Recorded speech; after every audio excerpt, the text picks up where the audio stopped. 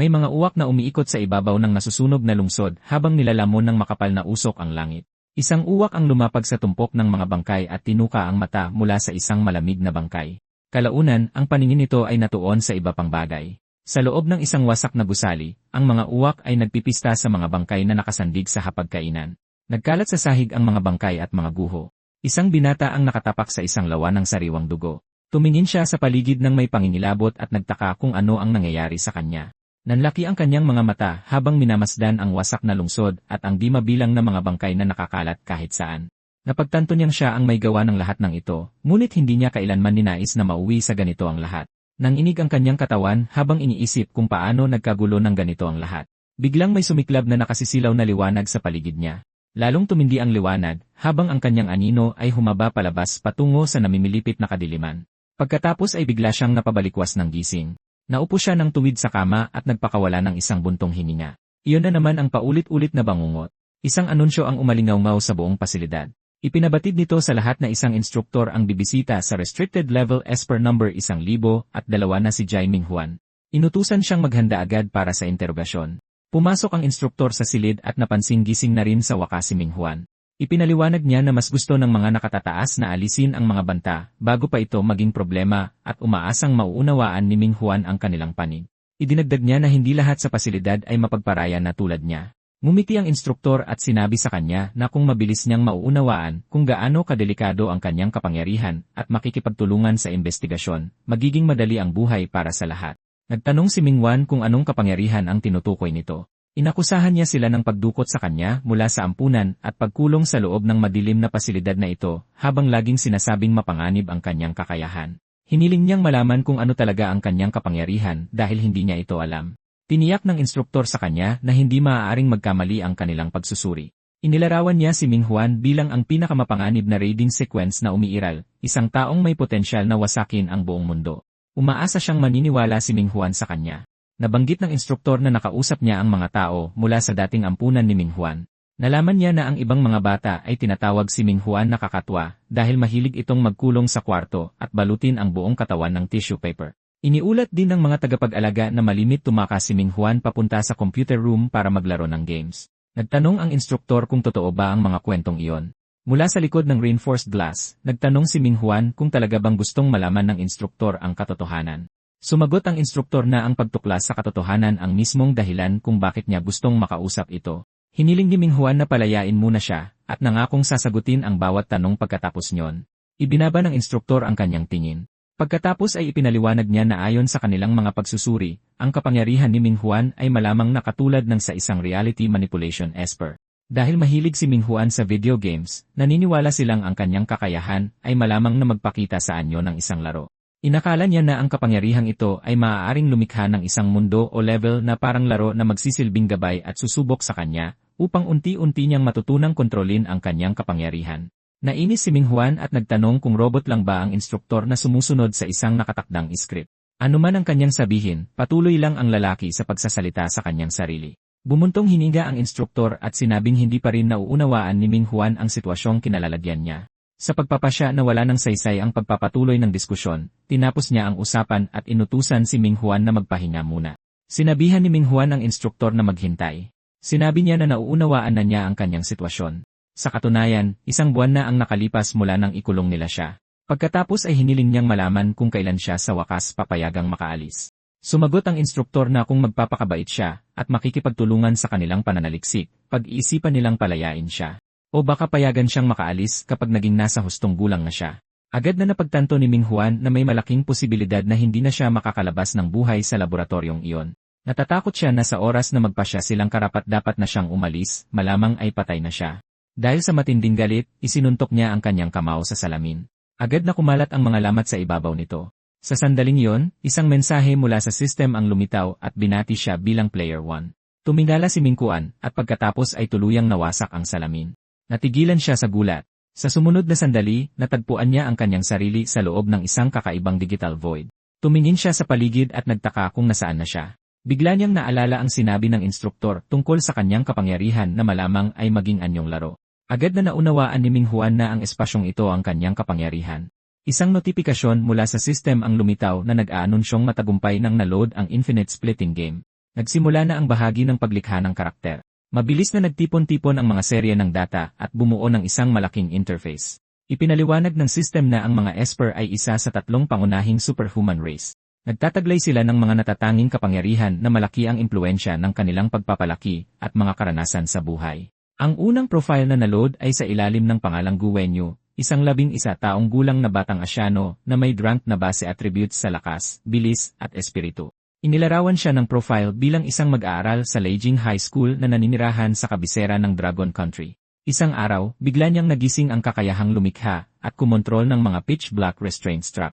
Dagdag pang ipinaliwanag ng system na mula nang magising ang kanyang kapangyarihan, unti-unti niyang napagtanto na ang mga kapamilya na nakasama niya ng mahigit 10 taon ay tila may itinatagong mga sikreto. Muling nagbago ang digital na mundo habang lumilitaw ang ikalawang profile.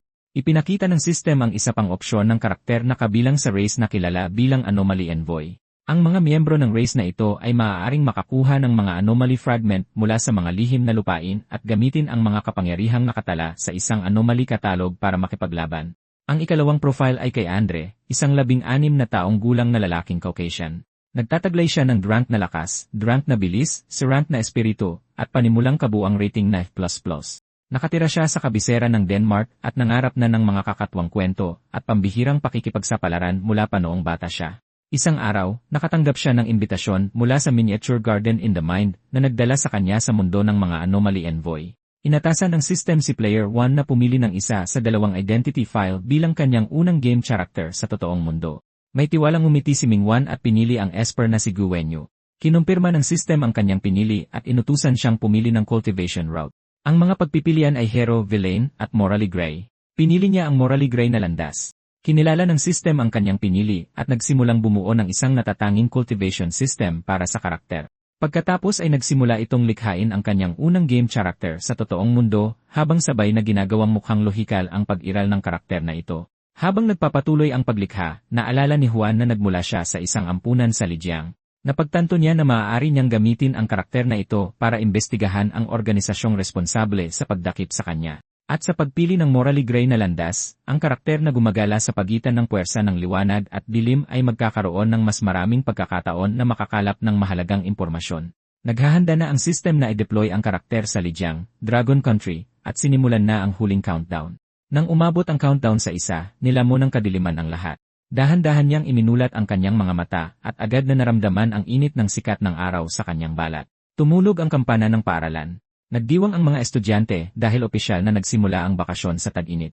Nalilitong tumingin si Minyuan sa paligid at pagkatapos ay mabilis siyang tumakbo sa bintana.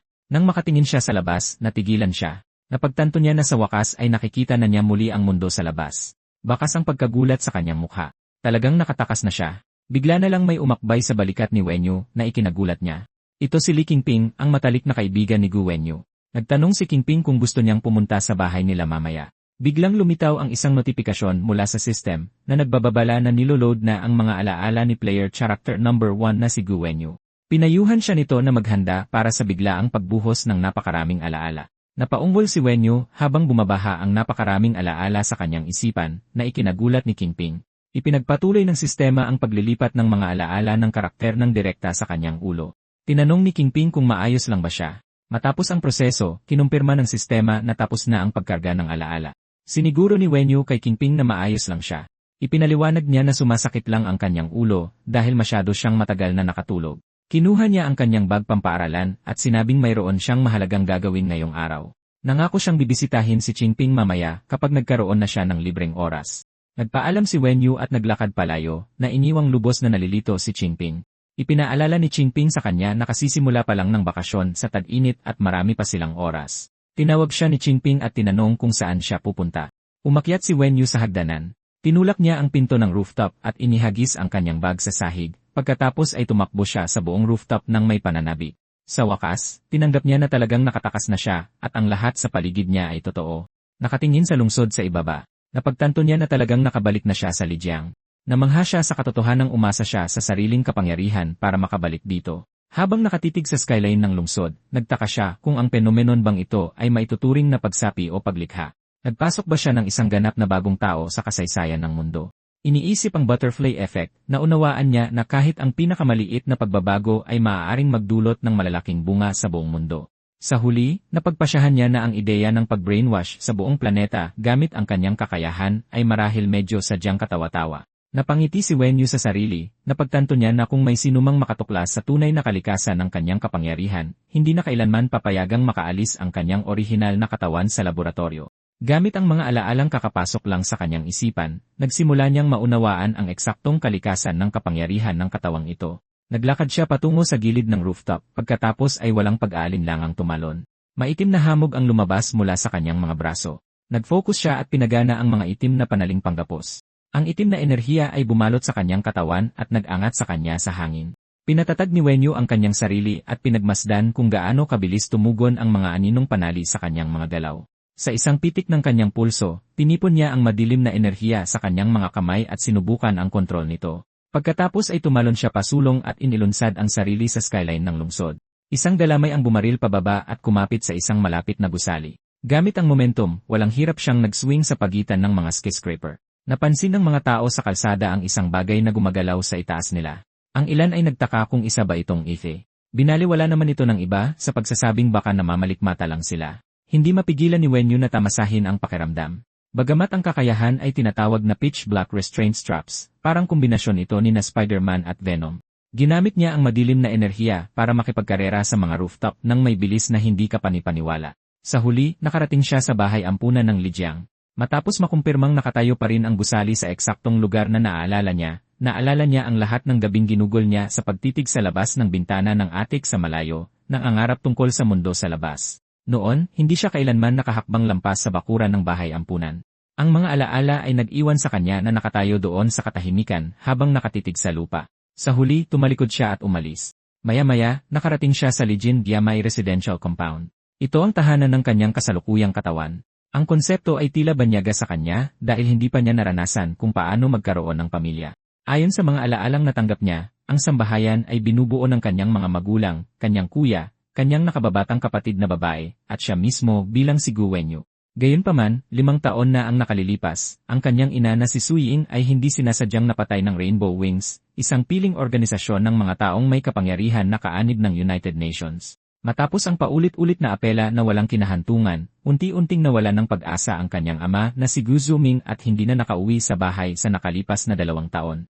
Napagtanto ni Wenyu na dahil wala ang kanyang ama, ang tanging mga miyembro ng pamilya na kailangan niyang pakitunguhan ay ang kanyang kuya na si Guki at ang kanyang nakababatang kapatid na babae na si Suzimai. Biglang may nakakuha ng kanyang atensyon. Tumigil siya sa harap ng isang pinto.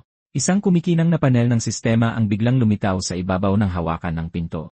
Nang itap niya ang icon na Hugis Gear, isang makinang na interface ang lumitaw sa harap niya. Ang display ay lumawak sa isang kumpletong layout ng sistema na naglalaman ng attribute panel, quest panel, listahan ng mga hindi pa natatanggap na pakay, isang sistemang paglilinang na eksklusibo para sa karakter, at isang sistema ng skill tree. Mabilis niyang napagtanto na ito ay ang menu ng mga setting. Agad na kumuha ng kanyang interes ang bahagi ng mga pakay. Bago pa niya ito masuri ng husto, tumunog ang hawakan ng pinto at bumukas ito. Isang boses ang bumati sa kanya at nagsabing matagal na silang naghihintay sa kanya. Sa mismong sandaling iyon, 3 pangunahing pakay ang kumislap sa kanyang panel ng sistema. Ang mga layunin ay nag-utos sa kanya na tuklasin ang mga lihim na itinatago ng kanyang matalik na kaibigang si Li Qingping, ng kanyang amang si Gu Zuming, at ng kanyang nakababatang kapatid na babae na si Su Zimai. Isang boses ang biglang nagpagising sa kanya mula sa kanyang iniisip at nagtanong kung bakit siya nakatayo roon na parang tanga. Pagkatapos ay may isa pang pangunahing pakay na lumitaw. Ang ika-4 na pakay ay nag-utos sa kanya na alamin kung ano ang itinatago ng kanyang kuya na si Guki. Nakatayo sa pintuan, si Guki ay may hawak na duguang cleaver sa isang kamay. Pagkatapos ay sinabihan niya si Wenyu na huwag nang tumunganga at pumasok na sa loob. Nagkomento si Ki na maagang nakabalik si Wenyu. Malugod niya siyang tinanggap sa bahay at binanggit na nakahanda na ang hapunan. Napansin ni Wenyu ang cleaver na may bahid ng dugo sa kamay ni Ki at nagtaka kung talagang nagluluto lang ba ito. Habang lumalapit sa hapagkainan, naisip ni Wenyu na ang pagkain ay mukhang nakakagulat na masarap. Nagtanong si Ki kung hindi ba kasabay na umuwi ang kanyang nakababatang kapatid na babae. Sumagot si Wenyu na matutulog ito sa bahay ng kaklase at sinabihan siyang huwag mag-alala. Bagamat ang sagot ay nanggaling ng direkta sa mga alaala ni Gu Wenyu, wala pa rin siyang ideya kung anong lihim ang itinatago talaga ni Su Zimai. Nagpaalam si Ki para magpahinga at iniwang mag-isa si Wenyu sa mesa. Habang kumakain ng hapunan si Wenyu, isang notifikasyon ng sistema ang biglang lumitaw at nagbigay alam sa kanya tungkol sa kasalukuyang pag-unlad ng bawat sangay ng kasanayan. Agad niyang binuksan ang skill tree. Ang unang sangay, nakatago, ay nagbigay sa kanyang mga panaling panggapos ng parehong paningin at pandinig. Sa pamamagitan ng pagkakabit ng panali sa ibabaw ng isang harang tulad ng pader, malinaw niyang makikita at maririnig ang lahat ng nangyayari sa kabilang panig. Ang ikalawang sangay, kabaliwan, ay nagdagdag sa pinakamataas na saklaw ng kanyang mga panali mula 8 metro hanggang 15 metro. Ang ikatlong sangay, malupit, ay nagpahintulot sa kanya na basahin ang mga katangian at kakayahan ng mga humanoid na target sa pamamagitan ng pisikal na ugnayan. Dahil kasalukuyan siyang mayroon lamang isang skill point, nagpasya siya na ang unang pagpipilian ang pinakamahusay na gamitin. Ang kakayahang maniktik, sumubaybay, at lihim na mag-imbestiga ay saktong-sakto sa kanyang kasalukuyang sitwasyon. Ang kanyang iniisip ay biglang naantala ng isang balita sa telebisyon. Iniulat ng broadcast na isang anomalista na may codename na Blue Ark ang kamakailan ay nagpahinto sa isang krimen ng may kapangyarihan sa High-Inway Building sa sentro ng lungsod. Ang salarin, isang wanted na kriminal na kilala bilang Giant Proof, ay matagumpay na nahuli at inilipat sa asosasyon ng mga anomalista.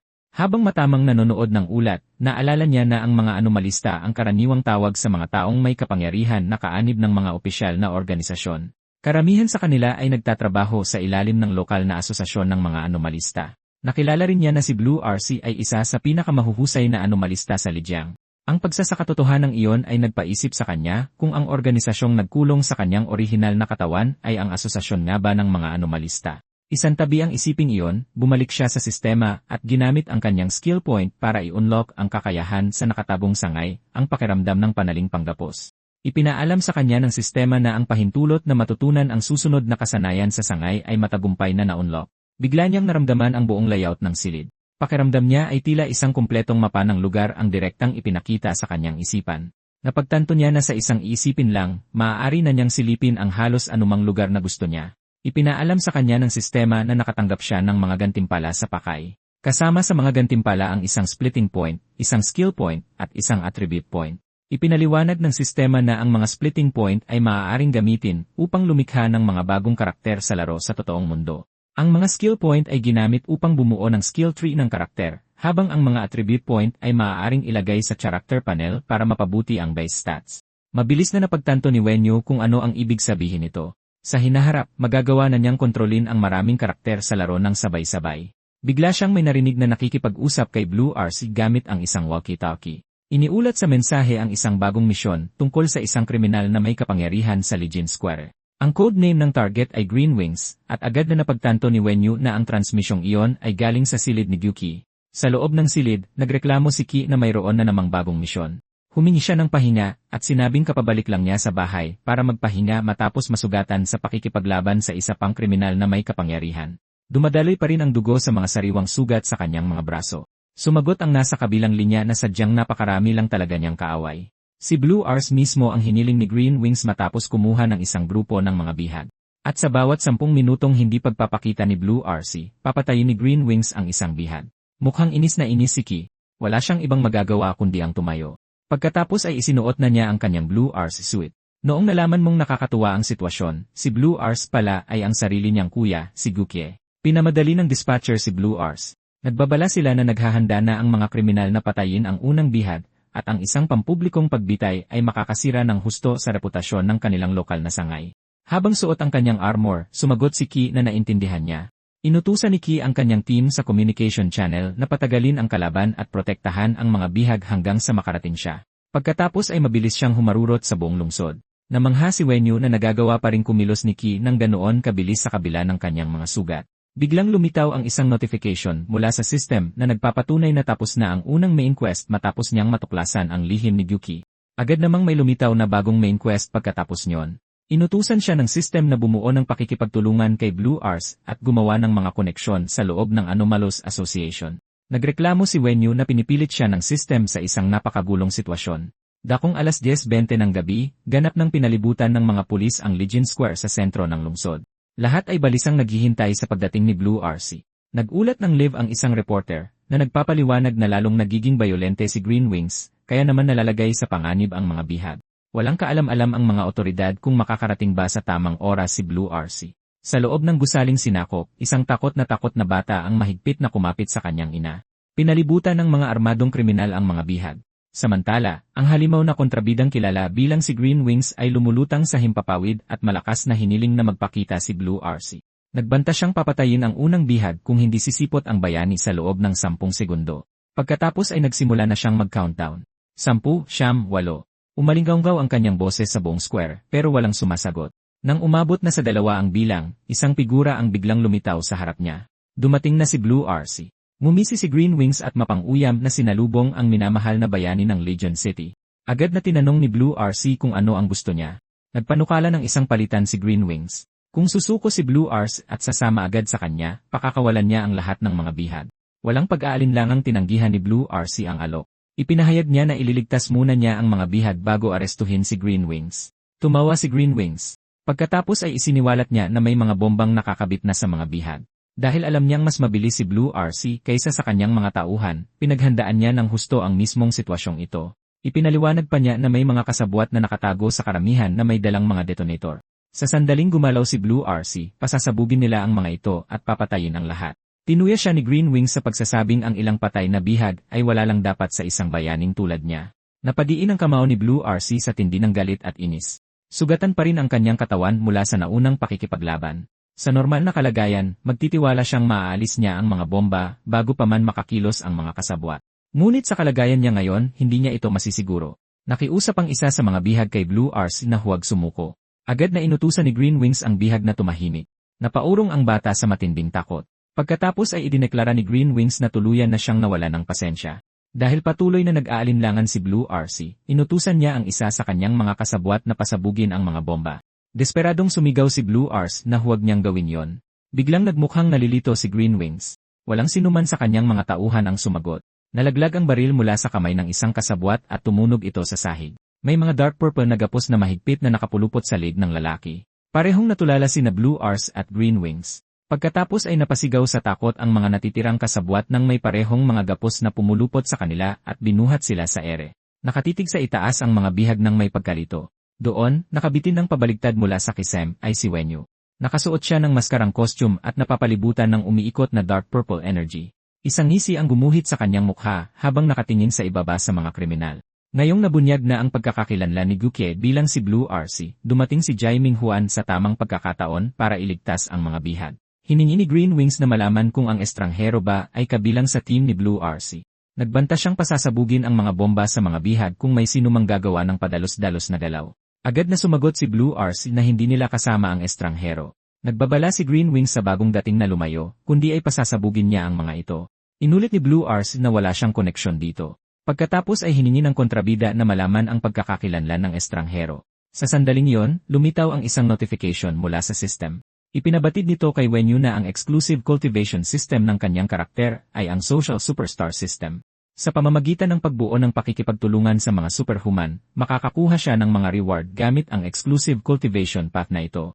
Bumulong si Wenyu na mukhang mahirap ang quest pero susubukan pa rin niya ito. Ang kasalukuyang layunin para sa Cultivation Quest 1 ay ang makabuo ng magandang pakikipagtulungan sa kahit isang esper lang, bayani man o kontrabida. Ang reward ay isang attribute point. Sumigaw si Green Wings na kung sino man siya, kailangan na niyang umalis agad. Kundi, sasabog ang mga bomba, at hindi lang mga bihag ang mamatay, kundi wawasakin din ito ang kalahati ng Legion Square. Pero wala man lang pakialam ang pambato natin kay Green Wings. Binuksan lang niya ang isang aklat na pinamagatang Social Master Advancement. Sa pagbabasa ng unang pahina, natutunan niya na ang unang hakbang sa pakikipagkapwa-tao ay ang pag-arte na parang katulad ka rin ng kausap mo. Para magkaroon ng ugnayan at mapalapit sa kanila, kailangan niyang mag-isip mula sa kanilang pananaw. Agad itong naintindihan ni Wenyu. Pagkatapos ay sinabihan niya si Green Wings na sige, pasabugin na niya ang mga bomba kung may lakas siya ng loob. Habang isinasara ang aklat, idinagdag niya na halatang hindi naman ganoon katanga si Green Wings para totohanin ang banta nito. Binigyang diin ni Wenyu na kapag namatay na ang mga bihag, mawawala kay Green Wings ang lahat ng barahan niya sa pakikipagkasundo. Mayabang niyang itinanong kung kaninong sitwasyon ba ang mas magiging malala pagkatapos niyon. Nangalit sa galit si Green Wings. Hiningi niya na pakawalan agad ni Wenyu ang kanyang tauhan, kundi ay papatayin niya ito. Inilipat ni Wenyu ang pahina ng libro sa susunod na bahagi. Ayon dito, ang ikalawang hakbang sa pakikipagkapwa-tao ay ang pagtugon sa mga pangangailangan ng kabilang panig para mapasaya sila. Tumango si Wenyu at pumayag na pakawalan ang bihag. Sa isang pitik ng kanyang mga daliri, humigpit ang mga madilim na gapos sa leeg ng nahuling tauhan. Sumigaw sa matinding sakit ang tauhan. Nagulat ng husto si Greenwings sa bilis ng pangyayari. Pumatak ang dugo sa sahig habang pinaalalahanan siya ni Wen Yu na ginawa niya ang eksaktong hinihingi nito. Itinaas ng madilim na enerhiya ang pugot na ulo ng bandido habang nakaharap ito kay Greenwings. Pagkatapos ay nagtanong si Wen Yu kung bakit mukhang hindi siya masaya. Bumagsak sa pagkakaluhod ang katawang walang ulo habang patuloy na umaagos ang dugo mula sa leg nito. Napatitig si Blue RC sa kanya sa sobrang gulat. Galit na nagmura si Greenwings. Hindi inasahan ng kontrabidang ito na may mas higit pa pala sa kasamaan niya. Nang mapagtanto ni Wen Yu na baka may mali siyang nagawa, nagpasya siyang huwag nang sundin ang payo ng libro. Sadyang napakahirap pakisamahan ng mga kontrabida. Naisip niya na malamang ay mas madaling makisama sa mga taong matuwid. Biglang kumalat ang madilim na enerhiya sa buong silid. Kinakabahang pinanood ito ng mga bihag. Nagpanik ang isang babaeng yakap ang kanyang anak nang gumulong sa harap niya ang mga pugot na ulo ng mga tauhan ni Greenwings. Ipinaalala ni Wen Yu na ang mga lalaking iyon ay nakatutok ng baril sa mga bihag kanina lang at tinanong kung may puot ba silang nararamdaman sa mga ito. Pagkatapos ay inanunsyo niya na oras na nila ngayon. Dahil nabaligtad na ang sitwasyon, naniwala si Wen Yu na naging patas ang lahat. Sa isip niya, siguradong nagmukha siyang kakampi ng katarungan dahil dito. Ngunit agad na humagulgol at sumigaw ang babae. Biglang lumitaw ang isang babala mula sa system. Ipinagbigay alam nito kay Wen Yu na ang kanyang roleplay answer shift rate ay tumaas mula 0% patungong 30%. Ipinaliwanag ng babala na kapag lumampas ito ng 70%, may tsansang pumasok siya sa berserk state. Isang pahiwatig din ang nagpaalala sa kanya na ang kanyang karakter ay itinalaga bilang morally gray. Kung gusto niyang makuha ang tiwala ng mga matuwid na karakter, kailangang maging mas mapayapa ang kanyang mga pamamaraan. Nang mapagtanto niya na ang pakikisalamuha ay mas mahirap kaysa sa inaasahan, nag-isip siya kung ano ang susunod niyang gagawin. Pagkatapos ay nakaisip siya ng isang ideya. Upang ayusin ang sitwasyon, nagpasya siyang gamitin ang kanyang mga panggapos upang muling ikabit ang mga pugot na ulo ng mga kriminal. Agad na binalot ng madilim na enerhiya ang mga bangkay. Ang kanilang mga pugot na ulo ay hinila pabalik at muling ikinabit sa kanilang mga katawan. Tumango si Wen Yu ng may kasiyahan. Ngayon, tila ba hindi man lang natanggal ang kanilang mga ulo. Natuwa si Wen Yu sa resulta, ngunit ang mga nasagip na sibilyan ay nasuklam sa karumal-dumal na eksena. Lumitaw ang isa pang abiso mula sa system. Nagbabala ito na ang roleplay answer shift rate ay tumaas mula 30% patungong 40%. Muling nagpaalala ang system na ang paglampas sa 70% ay may tsansang magdulot ng berserk state. Sinubukang patahanin ang natatakot na bata, buong tiwalang ipinaliwanag ni Wen Yu na ang lahat ng nakita nila ay isa lamang holographic special effect. Siniguro niya sa kanila na ang mga ulo ay nakakabit pa rin talaga sa mga katawan. Hinikayat pa niya ang bata na tignan ito ng malapitan kung hindi siya naniniwala. Sa kasamaang palad, sa mismong sandaling iyon, lumuwag ang isa sa mga panggapos. Agad na nahulog ang pugot na ulo. Tumalsik ang dugo sa lahat ng dako sa harap ng bata. Tulalang napatitig ang bata ng sandali, bago biglang napahagulgol. Naramdaman ni Wen Yu ang pagkirot ng kanyang ulo. Lumitaw ang isa pang babala mula sa system. Muling tumaas ang kanyang roleplay answer shift rate, mula 40% patungong 42%. Iginiit ni Wen Yu na aksidente lamang ang lahat ng iyon. Sa totoo lang, inamin niya sa sarili na ang pakikipagkapwa-tao ay mas nakaka-stress kaysa sa inaasahan niya. Muli niyang itinaas ang kanyang kamay, determinadong ayusin ng tama ang sitwasyon sa pagkakataong ito. Bago pa siya makakilos, hinawakan ni Blue RC ang kanyang pulso at sinabing sapat na iyon. Pagkatapos ay tinanong niya kung sino ba talaga si Wen Yu. Sumagot si Wen Yu na isa siyang morally gray na karakter, hindi bayani at hindi rin kontrabida, at mas gusto niyang huwag bansagan. Gayunpaman, sinabihan niya si Blue RC na magtiwala sa kanya, at sinabing magiging matalik silang magkaibigan sa hinaharap. Binanggit ni Blue RC na pinatay niya ang mga bandido. Nagtanong si Wen Yu kung mas gusto ba niya na ang mga bihag na lamang ang namatay.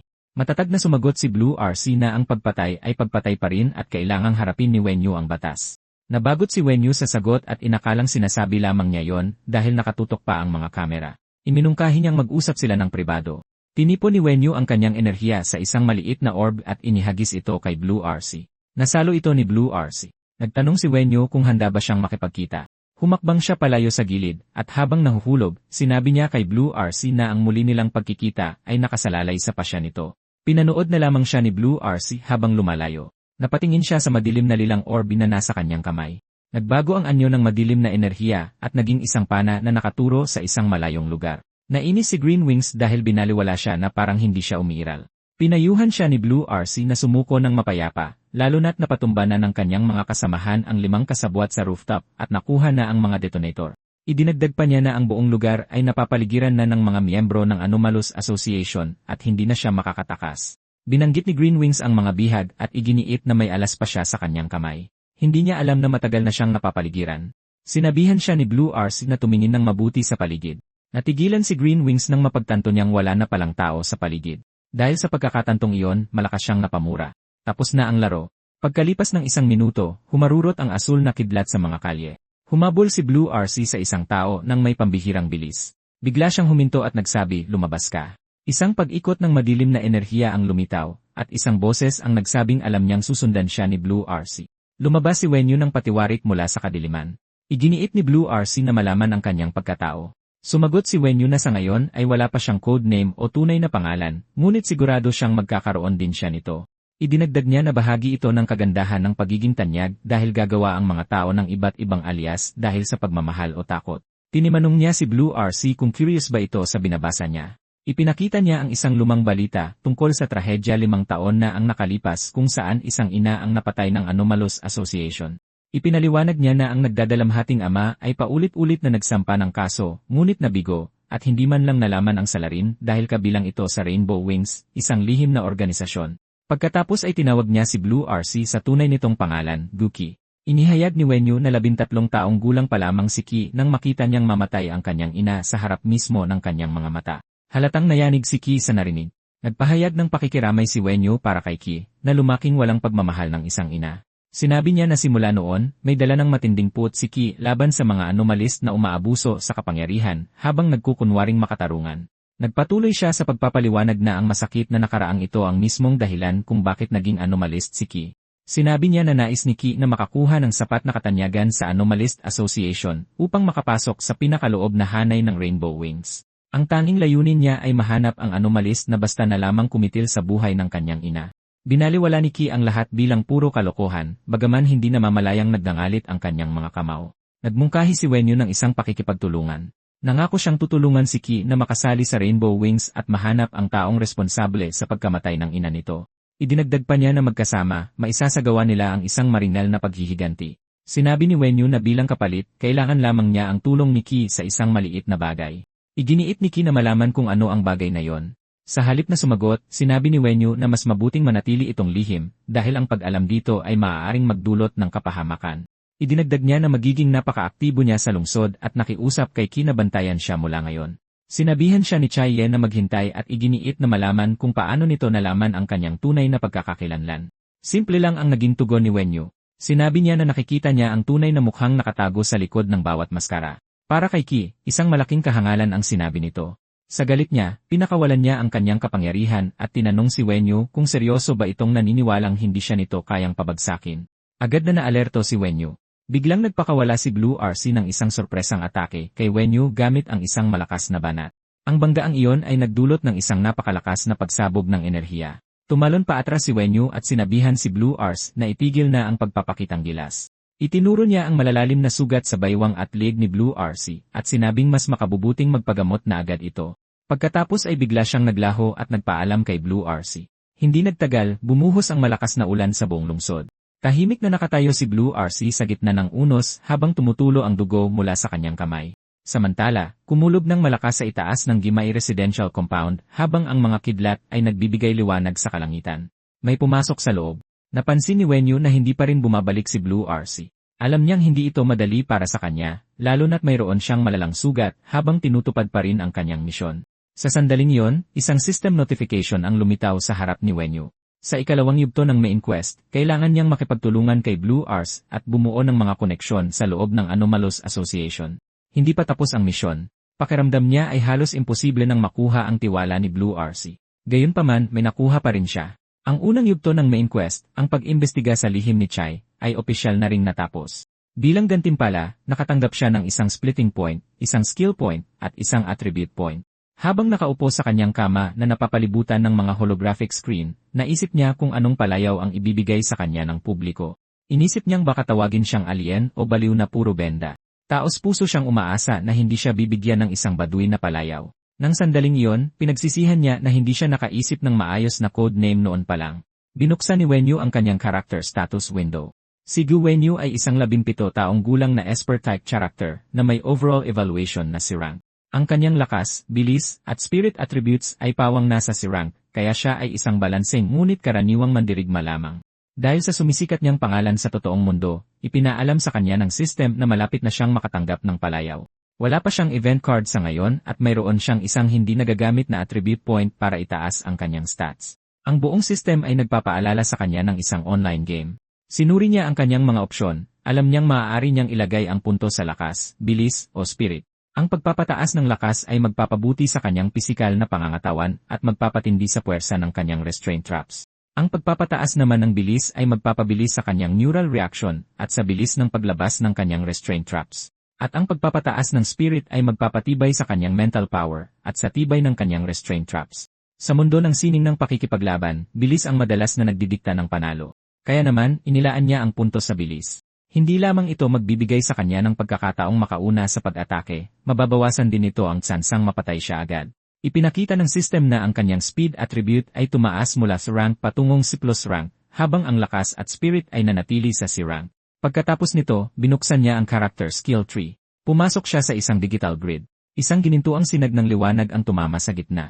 Sinuri niya ang pitch black restraint strap skill tree na nahahati sa tatlong sangay, hidden, madness, at ruthless. Sa unang sangay, ang hidden, makikitang natutunan na ang restraint strap senses, at ang susunod na i-unlock ay ang restraint strap truth.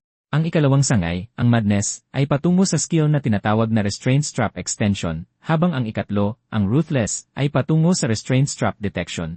Ang mga susunod pang skill sa bawat sangay ay malalantad lamang kapag natutunan na ang mga nauna rito. Restraint strap. Ang truth ay kayang magpilit sa iba na magsabi ng katotohanan, na parang isang lie detector. Samantala, ang restraint strap detection ay magpapahintulot sa kanya na makakuha ng impormasyon tungkol sa kakayahan ng kalaban sa pamamagitan lamang ng paghawak dito gamit ang kanyang mga strap. Tungkol naman sa restraint strap extension, malinaw na ito ay isang skill path na nakatuon sa pagpapataas ng kanyang kabuang lakas sa pakikipaglaban. Gayunpaman, nagpasya siya na ang pagpapalakas sa pakikipaglaban ay hindi niya prioridad sa ngayon.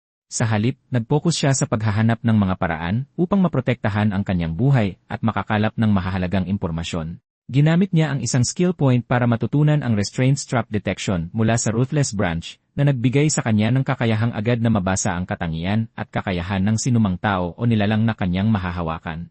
Isang system notification ang nagpaalam sa kanya na ang learning permissions para sa susunod na skill sa ruthless branch ay bukas na. Dahil natutunan na niya ang restraint strap detection, ang susunod na skill ay ang restraint strap suppression. Ayon sa description, matapos gamitin ang restraint straps para gapusin ang isang anomalous entity, maaari niyang pansamantalang mapigil ang supernatural na kakayahan ng target. Para sa kanya, mukhang lubhang kapaki-pakinabang ang skill na ito. Ngunit, hindi siya sigurado kung gaano dapat kahigpit ang kailangang gapos. Naisip niya kung kailangan bang gapusin ang buong katawan ng kalaban o sapat na ang simpleng buhol sa binti nito. Dahil napakaraming posibilidad, nagpasya siya na kapag natutunan na niya ang skill, hahanap siya ng susubukan at dahan-dahang inspeksyonin ang bawat limitasyon nito. Pagkatapos ay may napansin siyang isa pang notification. Ipinagbigay alam ng system na maaari na siyang gumawa ng bagong game character. Ipinaliwanag ng isang system notification na hindi pa tapos ang kanyang splitting progress. Kailangan niya ng 3 splitting points para makagawa ng isa pang karakter, pero isa pa lang ang mayroon siya ngayon. Nang mapagtantong 2 puntos na lang ang kailangan niya, nagpasya siya na kapag may backup na siyang pangalawang karakter, doon na siya kikilos laban sa ampunan. Biglang may kumitit na kuryente sa labas ng silid. Nagulat siya. May humawak sa doorknob at bumukas ang pinto, iniluwa ang kanyang kuya na nakasuot ng armored gear. Tinitigan siya ni Kie, at nang makitang tulog siya, inisip nito na baka guni-guni lang ang lahat. Isang anunsyo ang umalinggaw sa loob ng containment facility. Restricted level Esper. Numero 1,002, Jaiming 1, inuutusang maghanda para sa isang interogasyon, kasama ang isang bumibisitang instructor. Bumukas ang pinto. Tinanong ng instructor si Mingwan kung interesado ba itong makarinig tungkol sa ilang mga Esper na kamakailan lang ay nagpakita sa labas. Ngumiti siya at tinawag itong bunsong kapatid na Jaiming 1. Nakahiga si Mingwan sa kama habang ang kanyang likod ay nakaharap sa salamin. Isang bahagyang ngiti ang gumuhit sa kanyang mukha. Pagkatapos ay nagkunwari siyang nagising at binati ang instructor ng magandang gabi. Napansin ng instructor na mukhang masigla ito. Gayunpaman, kinuwestiyon niya kung paano nalaman ni Mingwan na gabi na. Kaswal na sumagot si Mingwan na madalas siyang gambalain ng instructor tuwing gabi, kaya madaling hulaan ito. Napangiti ang instructor sa naging sagot nito. Humingi siya ng paumanhin at ipinaliwanag na gusto lamang niyang magtanong ng isang bagay. Pagkatapos ay naglabas ang instructor ng isang litrato ni Wenyu. Tinanong niya kung ang taong nasa litrato ba ay posibleng si Mingwan. Hindi pa man nalilikha ang pangalawang karakter ni Jai Mingwan, heto't hinahanap na agad siya ng instructor. Hindi pa rin malinaw kung nabuko na ba ang kanyang kakayahan. Tiningnan ni Jai Mingwan ang larawan. Tinanong niya ang instructor kung seryoso ba nitong iniisip na kamukha niya ang pangit na lokong iyan at inalam ang pangalan ng Esper. Ipinaliwanag ng instructor na matapos ang diskusyon ng mga tao sa labas, binigyan muna nila ang Esper ng isang pansamantalang code name, Black Pupa. Idinagdag niya na ang litrato ay agad na nagpaalala sa kanya kay Jai Mingwan. Sinabihan siya ni Mingwan na sana ay tinawag na lang siyang pangit ng diretsahan kaysa magpaligoy-ligoy pa. Kaya naman daw niyang tanggapin yon. Naalala ng instructor kung paanong laging binabalot ni Mingwan ang kanyang sarili sa toilet paper noon, hanggang sa kinuhanan pa nga siya ng litrato ng isang nurse sa ampunan. Binaliwala ito ni Mingwan at sinabing isa lamang itong kalokohan na ginawa niya noong bata pa siya. Hindi pa rin niya maintindihan kung bakit siya inaresto, at iginiit na matapos ang isang buwan, dapat ay alam na nilang isa lamang siyang ordinaryong tao. Ibinunyag ng instruktor na may nagpahayag noon ng isang propesya na nagsasabing wawasakin niya ang mundo. Tumawa si Minghuan at nagtanong kung masyado bang maraming pinapanood na blockbuster na pelikula ang taong iyon. Idiniin niya na hindi ganoon kadaling wasakin ang mundo, lalo na't hindi man lang niya masaktan ang sarili nang hindi siya pinapatulog ng kolar na ito. Ngumiti lang ang instruktor at nagkibit balikat. Hiningi ni Minghuan na malaman kung sino ang nagpakalat ng propesya at hiniling na makaharap sila ng personal. Inamin ng instruktor na hindi maaaring ayusin ang gayong pagkikita. Nagtanong si Minghuan kung bakit. Ipinaliwanag ng instruktor na hindi pa talaga nila nakikilala ang taong iyon at wala silang ideya kung sino siya. Gayunpaman, ang mahiwagang individual na ito ay tumpak na nakapaghula ng maraming malalaking kaganapan sa nakaraan. Bagamat tinulungan sila ng propeta na maiwasan ang ilang malalaking sakuna, hindi sila kailanman nagkaroon ng direktang kontak dahil hindi sila binigyan ng pagkakataon ng taong iyon. Nang makitang seryoso ang instruktor, napagtanto ni Mingguan na hindi ito nagsisinungaling, pero iniisip pa rin niya na talagang katawa-tawa ang ideyang wawasakin niya ang mundo. Binanggit ng instruktor na darating si Kang Yuling sa loob ng 5 minuto. Nagtanong si Minghuan kung totoo ba talaga yon. Nag-alok ang instruktor na alis muna para makapag-usap silang dalawa ng sarilinan. Napagtanto ni Minghuan na matagal na panahon na simula noong huli niya itong makita. Maya-maya, isang digital portal ang lumitaw sa pader. Isang babae ang lumabas mula sa portal. Pinanood niya ang pagdating nito. Natigilan si Minghuan. Nakilala niya ito 3 taon na ang nakararaan sa ampunan. Noon, sinabi ng mga nurse na may bagong batang dumating. Ayon sa mga chismis, isa siyang nakakatakot sa kaputlaan na batang may halong lahi na bingi at pipi pa. Dahil sa kanyang pagdating, lahat ng mga bata ay napilitang mag-aral ng sign language ng mas maaga. Siniin ng ibang mga bata ang dagdag na trabahong ito sa kanya at agad siyang kinabuhian ng loob. Mahilig magsuot si Yuling ng puting linen na damit. Lagi siyang may dalang sketchbook at lapis, kaya naman ang tingin sa kanya ng ibang mga bata ay kakatwa. Nang maglaon, nalaman ni Mingguan na mas gusto nitong magsulat sa notebook para hindi na kailanganin ng iba na mag-aral ng sign language para lang sa kanya. Ayaw niya kailanman na maging pasanin sa kahit sino. Para sa kanya, isa siyang matinong bata na ayaw makaabala sa iba.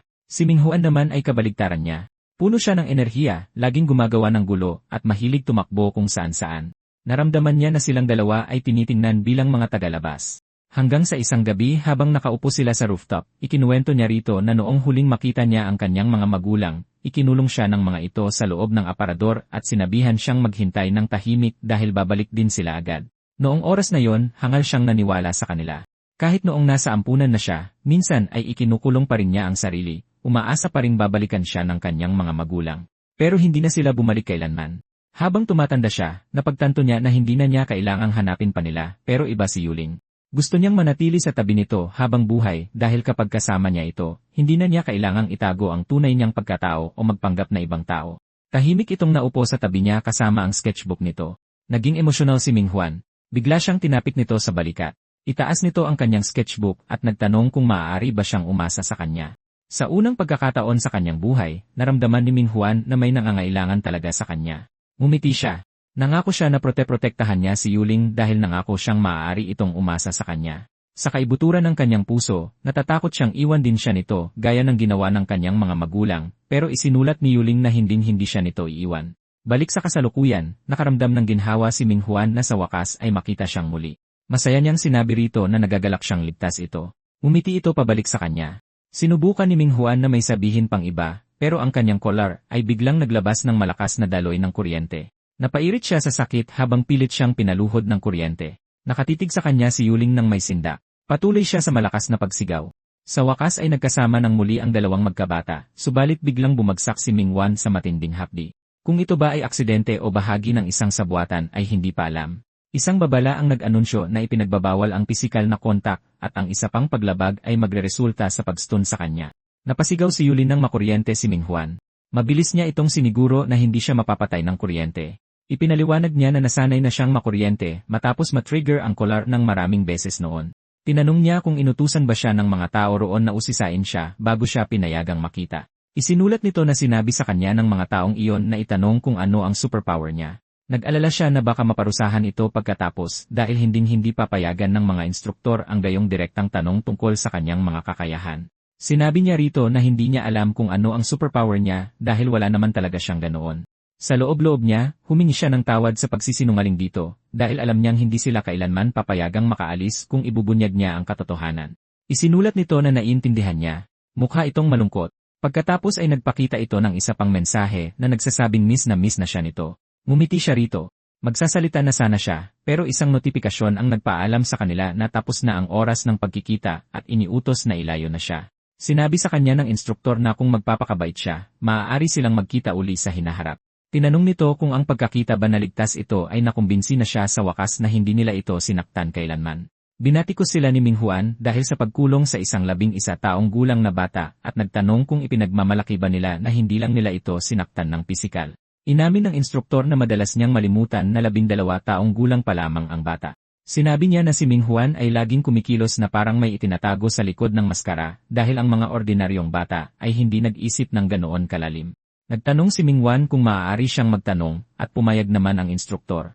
Tinanong niya kung bakit hindi na lang nila siya patayin kung talagang naniniwala silang balang araw ay wawasakin niya ang mundo. Naisip niya kung magsisisi ba sila kapag ang kanyang kapangyarihan ay tuluyan nang nawala sa kontrol at winasak ang laboratorio. Nagtanong ang instruktor kung gusto niyang marinig ang katotohanan. Sinabihan siya ni Minghuan na ituloy lang ito.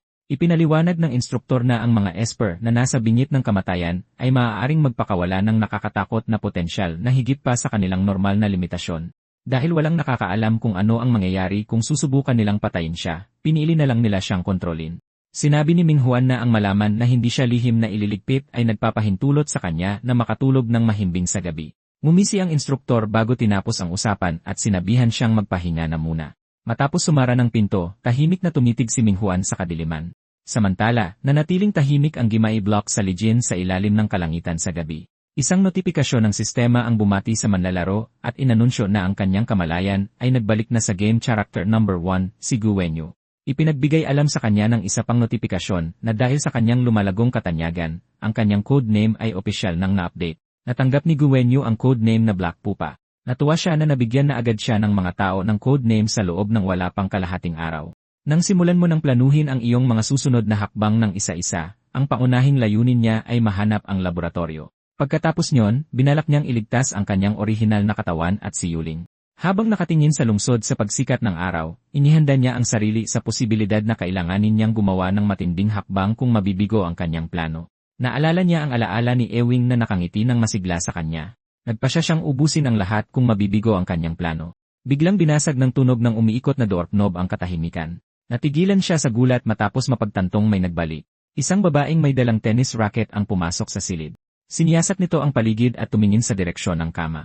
Samantala, nagtago siya ng husto sa ilalim ng kumot. Mabuti na lang at naging mabilis ang kanyang reaksyon. Umaasa siyang hindi siya natuklasan.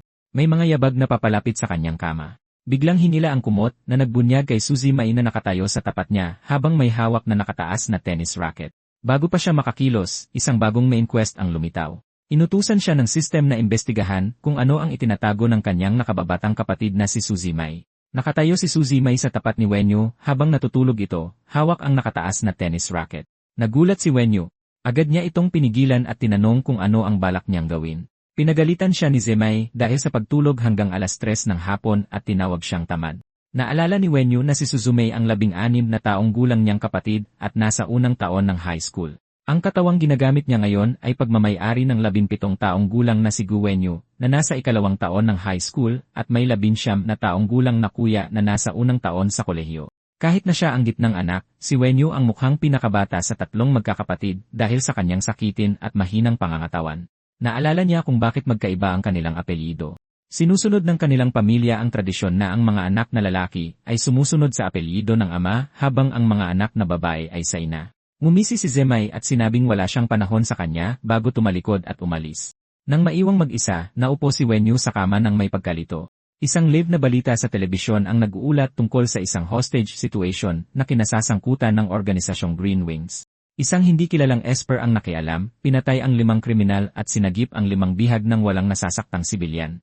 Bumaba si Wenyu habang nagpapatuloy ang ulat. Nakaupo si Zemay sa sofa habang nag-scroll sa kanyang telepono at binaliwala siya ng tuluyan. Idinagdag ng reporter na ayon sa mga saksi, ang esper ay nababalot ng mga itim na restraint strap at nakabitin ng pabaligtad na parang isang pupa. Siniil na ng Anomalous Association ang lugar upang suriin ang mga natitirang sustansyang naiwan doon. Sa telebisyon, inanunsyo ng anchor na ang Vice Presidente ng Lijiang Branch ng Anomalist Association ang magbibigay ng karagdagang detalye. Nagpatuloy ito sa isang update mula sa expert panel ng Anomalist Association. Base sa anyo at supernatural na kakayahan ng individual, ang bagong esper ay opisyal nang itinalaga bilang black pupa at pansamantalang kinlasipika bilang isang E-rank observation target. Habang napagtanto ni Wenyu na ang mga esper ay sumasailalim din sa isang ranking system. Bago makauwi si Ki, nagpasya siyang gamitin ang kanyang restraint strap detection skill kay Zemay upang malaman kung anong mga kakayahan ang taglay nito, sa pag-asang matutulungan siyang matapos agad ang kanyang main quest. Ipinaliwanag ng system ang mekanismo ng bago niyang natutunang skill, ang restraint strap detection. Sa pamamagitan ng paggamit ng mga physical restraint strap upang madikit sa isang tao, agad na makikita ng gumagamit ang detalyadong pagsusuri sa mga katangian at kakayahan ng taong iyon. Lihim na naglabas si Wenyu ng isang madilim na restraint strap patungo kay Zemay habang abala ito sa kanyang telepono. Tahimik na gumapang ang madilim na enerhiya sa likuran niya. Palapit na ito ng palapit. Agad itong naramdaman ni Zemay. Nagulat si Wenyu. Binigyan siya nito ng isang kahina-hinalang tingin. Awkward na nag-alok si Wenyu sa kanya ng isang lata ng cola. Sa loob-loob ni Zemay, nagtaka siya kung ang biglaang panganib na naramdaman niya ay isang ilusyon lamang. Nang mapansin mong hindi pa tapos ang main quest 3, nagtaka siya kung ito ay dahil hindi pa niya personal na nakikita ang mga kakayahan nito, o dahil hindi pa niya natutukoy ang tunay nitong pagkakakilanlan sa mga demon hunter. Sa wakas ay inilabas na ng system panel ang impormasyon ng target. Si Zemay ay kinilala bilang isang Tier 1 exorcist na may talentong magic hand na nakatali sa Ice Wax Demon. Nagtataglay siya ng A-rank na lakas, C++ rank na bilis, at E-rank na superhuman race classification. Nang maalala mo na dati nang nabanggit ng laro ang 3 pangunahing superhuman race, dahil pamilyar na siya sa mga Esper at Anomaly Envoy, napagtanto niya na ang huling race ay ang mga exorcist. Sa sandaling iyon, dumating si Chi sa bahay at nagkomento na bihira niyang makitang magkasama ang dalawa. Masaya niyang inanunsyo na magluluto siya ng hapunan. Sinabi niya sa kanila na maghintay hanggang matapos ang hapunan bago lumabas. Pinagmasdan ni Wenyu si Chi. Kahit na malubha siyang nasugatan kagabi, mukhang maayos na siya ngayon. Inakala ni Wenyu na maaaring napakabilis gumaling ng mga esper o kaya naman ay may pambihirang teknolohiyang medikal ang Anomalous Association. Nabanggit ni Zemay na babalik ang kanilang ama ngayong gabi. Malamig na sumagot si Chi na maaaring bumalik ang kanilang ama kung gusto nito. Buntong hinigang nagtaka si Zemay kung magsisimula na naman bang mag-away ang kanyang kuya at ama kahit 2 taon na silang hindi nagkikita. Simple lang ang sagot ni Wenyu na walang nakakaalam. Kalaunan ay tiningnan ni Wenyu ang opisyal na website ng Superhuman Association at nalaman na kinlasipika ng United Nations ang mga esper ayon sa antas ng kanilang panganib mula sa pinakamataas hanggang pinakamababa. Ang may 0 sequence ay restricted level. Ang may 1 sequence ay disaster level. Ang may 2 sequence ay dragon level. Ang may 3 sequence ay chief level. Ang may 4 sequence ay standard level, at ang may 5 sequence ay harmless level. Ang pinakamababang rank ay ang may 5 sequence, harmless level, na binubuo ng mga esper na ang mga kakayahan ay nagdudulot ng maliit o walang panganib at ang kalayaan ay hindi pinaghihigpitan. Maaari silang magtrabaho sa mga ordinaryong trabaho at mamuhay ng normal. Higit pa roon ay ang may 4 sequence, standard level, na itinalaga sa mga esper na mas malakas kaysa sa harmless tier, ngunit nagtataglay ng karaniwang kakayahan sa kabuuan. Ang may 3 sequence, chief level, ay binubuo ng mga elite sa mga esper. Samantala, ang may 2 sequence, dragon level, ang kumakatawan sa pundasyon ng Superhuman Association.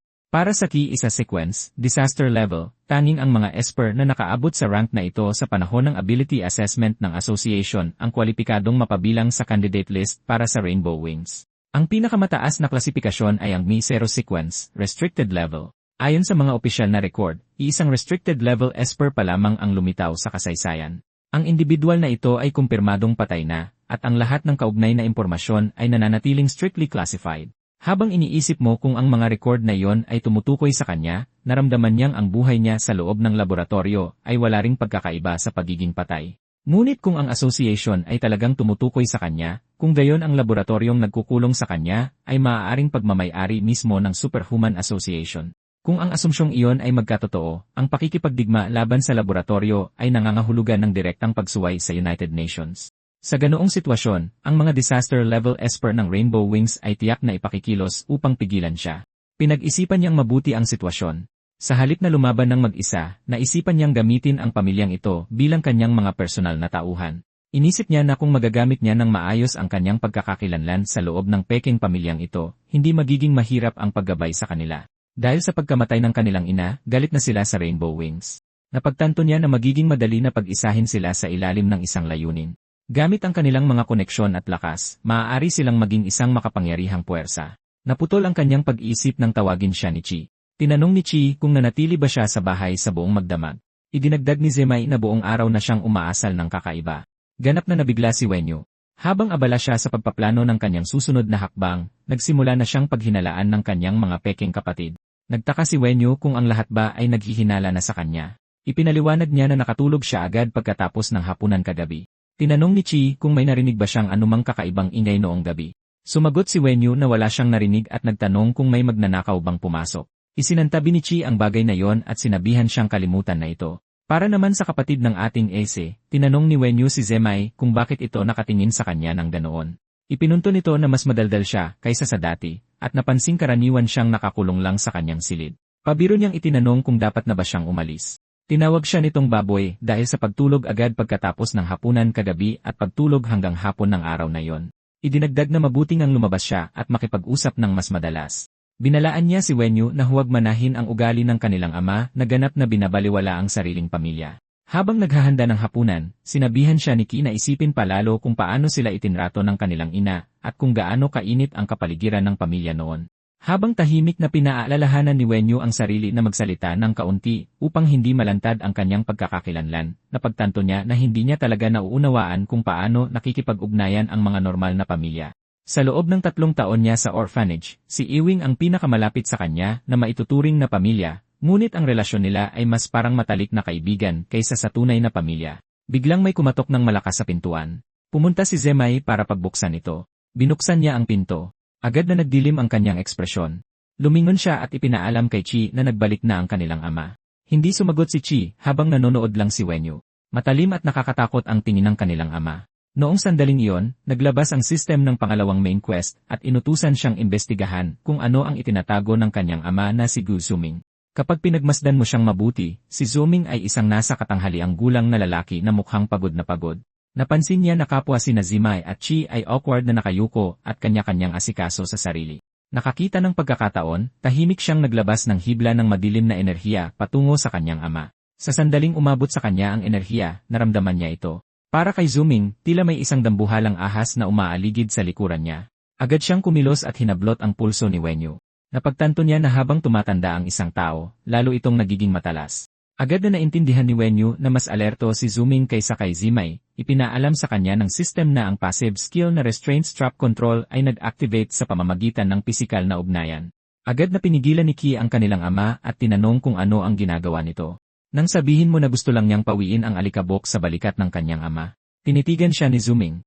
Humingi siya ng paumanhin at binitawan ang pagkakahawak. Tahimik niyang pinag-isipan na ang paglipas ng huling 2 taon na laging nasa pagitan ng buhay at kamatayan ay nagdulot ng pagkapagod at labis na pagiging sensitibo ng kanyang mga nerbiyos. Ang isang simpleng haplos sa balikat mula sa kanyang anak ay naging sanhi ng mas matinding reaksyon kaysa sa kinakailangan. Gayunpaman, hindi niya maalis ang kakaibang pakiramdam na naranasan niya. Para itong isang ahas na biglang gumapang palabas ng madilim na kagubatan patungo sa kanyang balikat. Ang malalalim na luntiang mata nito ay nagniningning sa dilim habang nakatitig ng direkta sa kanyang kaluluwa. Napabuntong hininga si Wenyu sa relief matapos makaiwas sa hinala.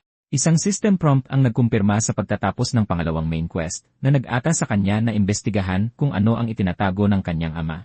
Bilang gantimpala, nakatanggap siya ng isang splitting point, isang skill point, at isang character point. Gayunpaman, agad na nag-update ang pangalawang main quest. Ang susunod niyang layunin ay bumuo ng pakikipagtulungan sa superkriminal na si Ghost Clock at palawakin ang kanyang network sa hanay ng mga masasamang esper. Nagulat si Wenyu nang makita ang pangalang Ghost Clock. Napagtanto niya na ang super criminal na si Ghost Clock ay si Zooming pala. Naalala niya ang profile ni Ghost Clock kanina. Ang super criminal ay nagtataglay ng plus rank na lakas, rank na bilis, at rank na espiritu. Ang kakayahan ni Ghost Clock ay hinahayaan siyang magpatawag ng 3 metrong taas na clock tower at ihiwalay ang kanyang anino mula sa lupa upang magsilbing clone na taglay ang 3 katangian.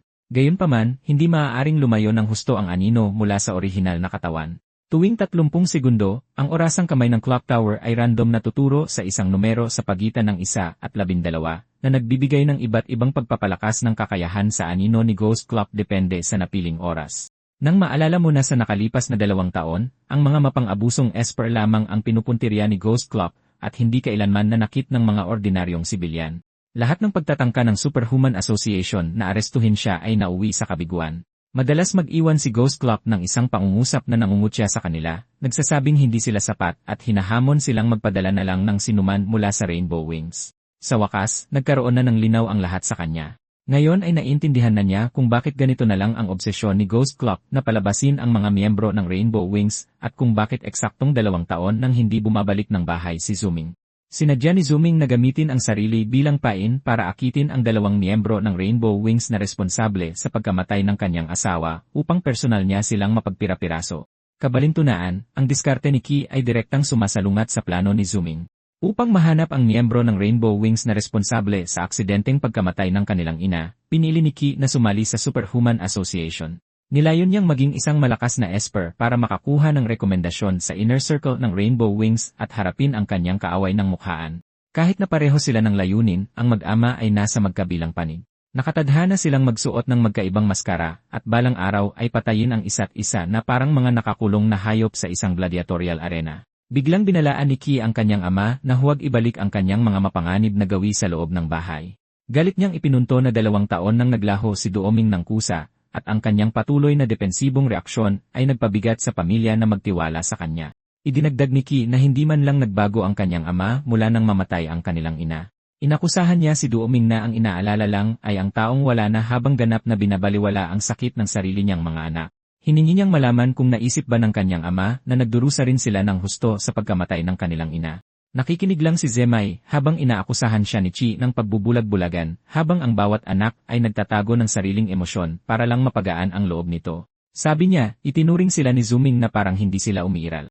Itinanong niya kung alam ba ng kanyang ama kung gaano karaming beses umiyak si Zemai pagkaalis niya at kung gaano karaming beses itong nakiusap na bumalik na ang kanyang tatay.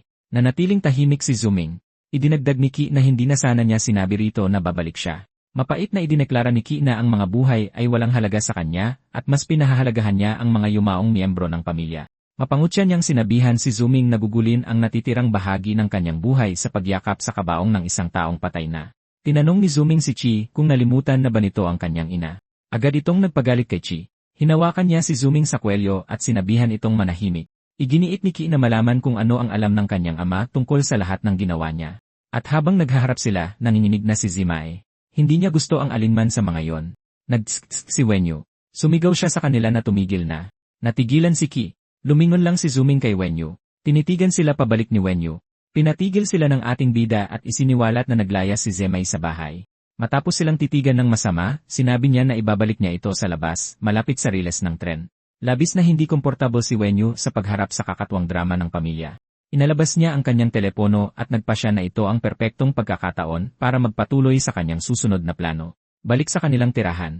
Isang hindi kilalang account ang biglang nagpadala ng mensahe kay Chi na nagtatanong kung naniniwala na ba ito sa kanilang mga salita ngayon at kung may nararamdaman ba itong hinala sa kanyang ama. Tinitigan ni Chi ang screen bago nagtanong kung sino sila.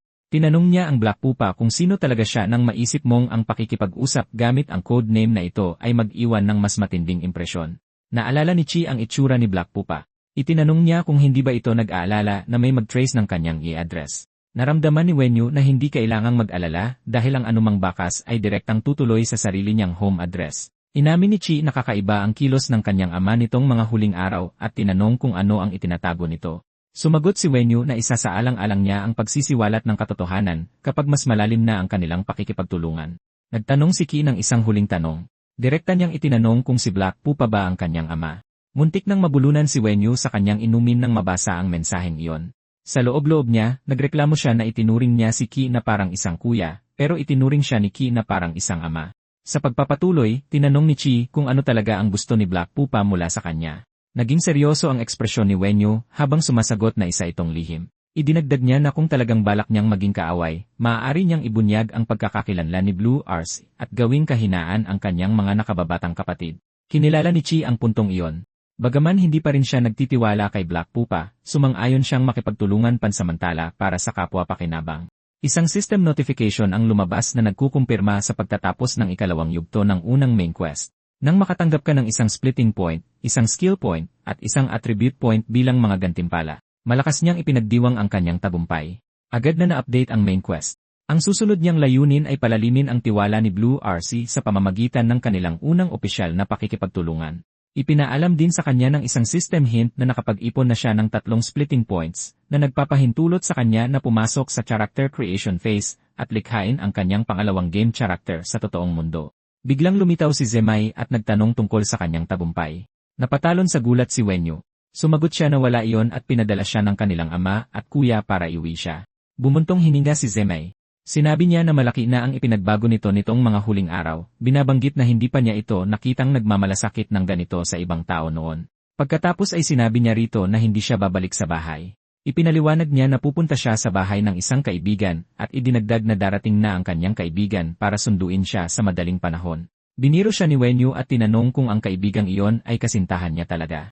Sa inis, iginiit ni Zemai na normal ang kanyang oryentasyong sexual kahit madalas magtapat sa kanya ang mga babae. Tinanong niya kung sino ang kaibigang iyon. Bigla na lang may isang babaeng kaswal na umakbay sa balikat ni Wenyu. Ipinakilala niya ang kanyang sarili bilang guro ni Zemai. Nagulat dito si Wenyu. Humingi ng paumanhin ang babae sa pagkagulat niya. Ipinakilala sila ni Zemai sa isa't isa. Pagkatapos ay nakiusap siya sa kanyang guro na huwag ituring na tagalabas si Wenyu. Nag-atubili siyang bumati, iniisip kung siya ba ay isang guro sa larangan ng mga exorcist. Ipinakilala ng babae ang sarili bilang si Kyon. Inilahad niya ang kanyang kamay at binanggit na madalas niyang marinig na ikinukwento siya ni Zemai. Sa sandaling magkadikit ang kanilang mga kamay, automatikong nag-activate ang mga passive skill ni Wenyu na Restraint Strap Detection at Restraint Strap Senses. Inilabas ng system ang kanyang impormasyon. Isa siyang babaeng Tier 2 exorcist na may rank na lakas, Y++ rank na bilis, at E rank na spirit. Tinukoy din ito ang kanyang Heavenly Drive bilang E rank na retro monocle, na kasalukuyang nakatali sa isang train demon at isang movie demon. Napagtanto ni Wenyu na malamang ay isa siyang upper mid-tier na mandirigma sa mga exorcist, bagamat hindi pa rin niya lubos na nauunawaan kung ano ba talaga ang isang Heavenly Drive. Inisip niya na may punto ang pagtawag sa kanya ni Zemai na guro, pero nakaramdam pa rin siya ng kaunting panghihinayang. Hindi pa rin hamak na mas malakas ang dalawang disaster level na halimaw sa sarili niyang pamilya kaysa kay Kyon. Samantala, tahimik siyang pinagmamasdan ni Kyon. Nagpaalam si Wenyu at sinabing kailangan na niyang umuwi para maligo at makipaglaro sa kanyang mga kaibigan. Sumagot si Kyon na siya na ang bahala sa kanyang kapatid, habang naiinis naman si Zemai dahil iniwan na lang siya nito basta-basta. Nag-update ang system para sa kanyang mga natitirang quest. Ang main quest 1, phase 3, ay nangangailangan sa kanya na palalimin pa ang tiwala ni Blue RC sa kanya. Ang main quest 2, phase 2, ay nangangailangan sa kanya na bumuo ng pakikipagtulungan kay Ghost Clock at palawakin ang kanyang koneksyon sa mga masasamang esper. Habang naglalakad palayo si Wenyu, napansin niya na bagamat natapos na niya ang mga unang yugto ng kanyang unang dalawang quest, nabigo siyang tapusin ang pag-imbestiga sa pagkakakilanlan ng kanyang kapatid. Ang main quest 3 ay nangangailangan sa kanya na tuklasin kung ano ang itinatago ni Zemai. Ang main quest 4 ay nangangailangan sa kanya na alamin ang lihim ni Li Qingping, ang kanyang matalik na kaibigan.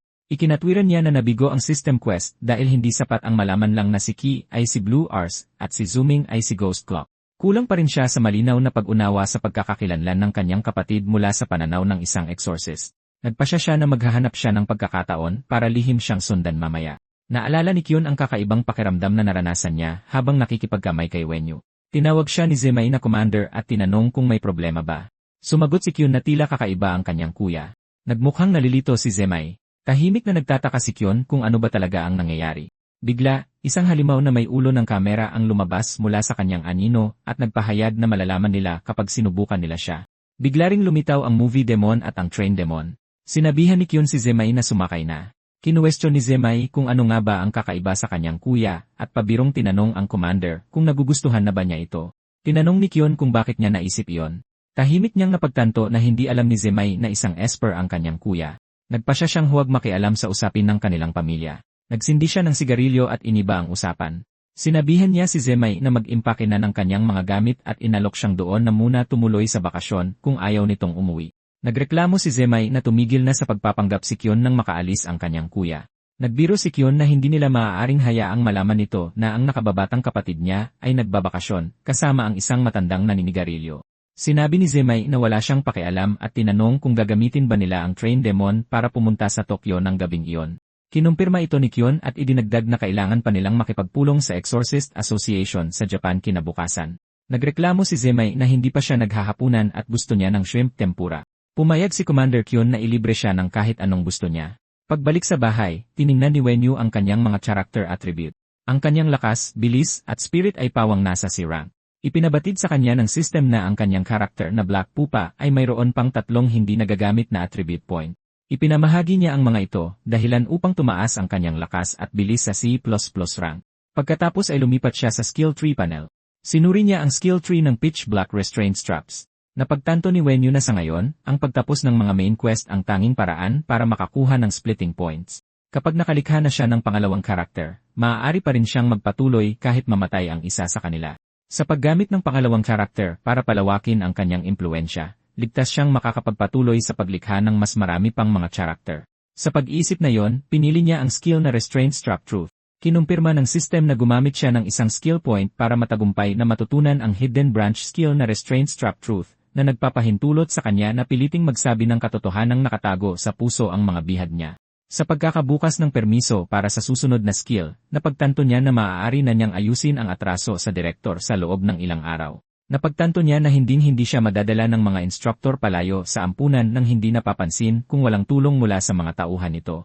Dahil dito, naniwala siya na tiyak na sangkot ang ampunan sa pangyayaring iyon. Sa pag-iisip sa kanyang paghihiganti, ipinahayag niya na dapat nang magsimulang magdasal ang matandang direktor sa kung anumang Diyos na pinaniniwalaan nito. Malamig siyang umasa na mabibigyan siya ng direktor ng isang kasiyasyang sagot. Isang system prompt ang nag-abiso sa kanya na mayroon pa siyang isang hindi nagagamit na skill point at tinanong kung gusto ba niyang ipagpatuloy ang pagpapalawak ng kanyang skill tree. Ang available na hidden branch skill ay ang Restraint Strap Camouflage, na nangangailangan ng isang skill point para ma-unlock. Ang skill na ito ay magpapahintulot sa kanyang mga restraint strap na maging invisible at ilagay siya sa stealth mode kapag nakabalot ang mga ito sa kanya. Gayunpaman, maaari pa rin siyang matukoy ng mga nilalang na may mas mataas na attribute kung papasok siya sa loob ng isang partikular na saklaw. Nagustuhan niya ang skill dahil mainam ito para sa pagsunod sa mga tao nang hindi napapansin. Nagtaka siya kung masyado na ba siyang nagpapakadalubhasa pagkatapos gumamit ng skill point sa hidden branch para matutunan ang restraint strap camouflage. Gayunpaman, tinanggap niya na ito lang ang tanging landas na bukas para sa kanya sa ngayon dahil hindi naman niya epektibong magagamit ang mga combat-oriented branch skill. Sa pinakamababa, papayagan siya nitong madaling makitungo sa mahihina kahit hindi niya kayang talunin ang malalakas. Ipinaalam sa kanya ng system na bukas na ang permiso para matutunan ang susunod na skill sa hidden branch. Binasa niya ang description ng skill na Restraint Strap Trap na nagpapahintulot sa kanya na magtakda ng bitag na agad na gagapos at pipulupot sa mga binti ng kaaway. Medyo nakakatakot ang description ng skill para sa kanya at natukso siyang matutunan ito pero sa kasamaang palad, nagamit na ang lahat ng kanyang skill point. Pagkatapos ay inihayag ng system na ang exclusive cultivation system ng character na ito ay ang Social Superstar System. Ang pangunahing tuntunin ng system ay sa tuwing makakabuo siya ng pakikipagtulungan sa mas marami pang superhuman, makakatanggap siya ng mga reward sa pamamagitan ng exclusive cultivation system. Ipinakita sa kanyang kasalukuyang progreso na tapos na ang Quest 1, habang ang Quest 2 naman ay nangangailangan sa kanya na makabuo ng pakikipagtulungan sa 3 superhuman. Ang kanyang kasalukuyang progreso ay nasa 1 sa 3 dahil sa koneksyon niya sa anomalistang kilala bilang Blue RC. Napagtanto ni Wenyu na oras na para muling bumisita ang instructor, at umasa siyang magdadala ito ng mas maraming kapaki-pakinabang na impormasyon sa pagkakataong ito. Inanunsyo ng system na na-activate na ang complete splitting mode, na nagpapahintulot sa kanyang kamalayan na ganap na kontrolin ang katawan ng game character ng 24 oras bawat araw pagkatapos ng 1 oras na loading period. Nabanggit din ito na ang bilang ng kasalukuyang nakaload na game character perspective ay 1. Isang anunsyo ang nagpaalam sa restricted level Esper number 1,000 at 2 na si Jai Minghuan na dumating na ang isang instructor at dapat na siyang maghanda para sa interogasyon. Ipinaliwanag ng instructor na nilalayo nilang hayaan siyang makihalubilo sa iba pang mga bata. Nagtanong si Minghuan kung ano ba talaga ang ibig niyang sabihin doon. Ipinaliwanag ng instructor na tinutukoy niya ang iba pang mga batang nakakulong doon at iminungkahi na maging magkaibigan sila. Nagtanong si Minghuan kung hindi ba sila natatakot na magkaisa ang mga bata at subukang tumakas sa kulungan. Sumagot ang instructor na wala silang dapat ipag-alala dahil kilalang-kilala nila ang bawat bata roon maliban na lang sa kanya. Sumagot si Jai Minghuan na halos hindi rin niya maintindihan ang kanyang sarili. Pagkatapos ay ipinaalala niya sa instructor ang pangakong ginawa nito noong nakaraang araw na ipaliwanag ang dalawa pang superhuman race. Sumang-ayon ang instructor at sinabing orihinal naman talaga niyang balak na ipakilala ang dalawang paksyong iyon ngayong araw. Idinagdag niya na ang ilan sa kanilang mga kasamahan ay nagsimula ng maghinala na ang bata ay hindi talaga isang Esper, kundi isang anomaly envoy o isang exorcist. Nagulat si Jai Minghuan nang biglang i-unlock ng system ang key intel system. Ipinaliwanag ng system na ang pag-aaral ng higit pa tungkol sa mundo ng mga superhuman ay magpapataas ng tsansang makalikha ng mas malalakas na karakter na may mas malaking potensyal. Ipinakita ang kanyang kasalukuyang worldview development progress. Ang Esper branch ay nasa 40%, ang Exorcist branch ay nasa 5%, at ang Anomaly Envoy branch ay nasa 1%. Sinabi ng system na ang progreso sa hinaharap ay nakasalalay ng buo sa halaga at kahalagahan ng katalinuhan o impormasyong makukuha niya.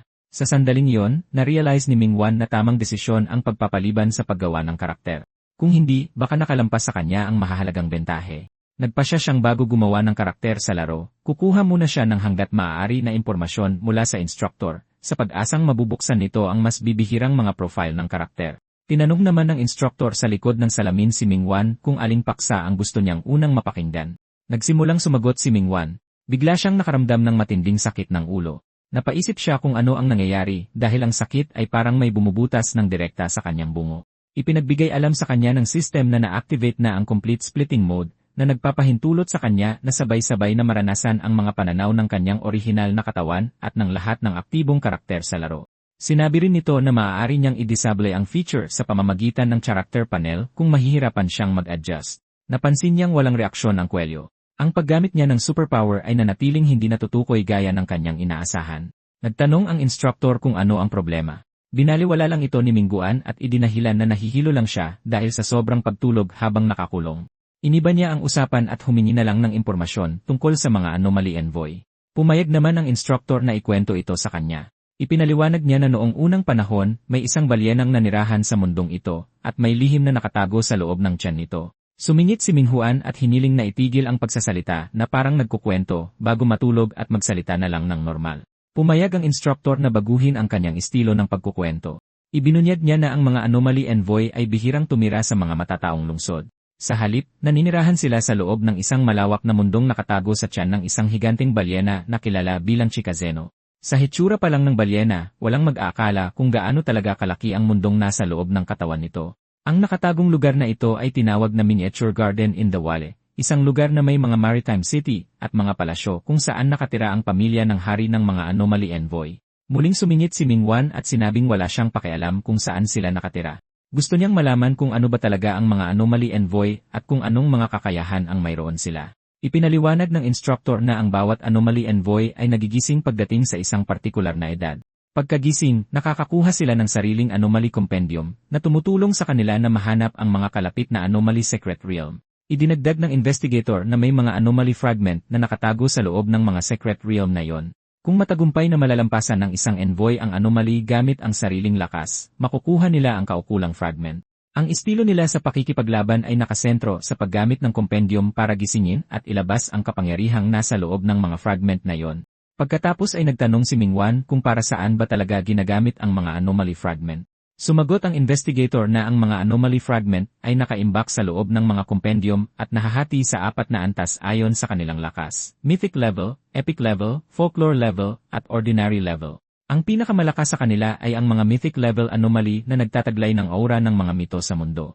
Napakakaunting mythic level fragment pa lang ang lumitaw sa buong kasaysayan. Kabilang sa mga naitalang halimbawa ay ang mga fragment na may kaugnayan sa mga figura gaya ni Zeus, ang hari ng mga Diyos, Yamada no Orochi, Ra ang Diyos ng Araw, at Hades, ang Diyos ng Kailaliman.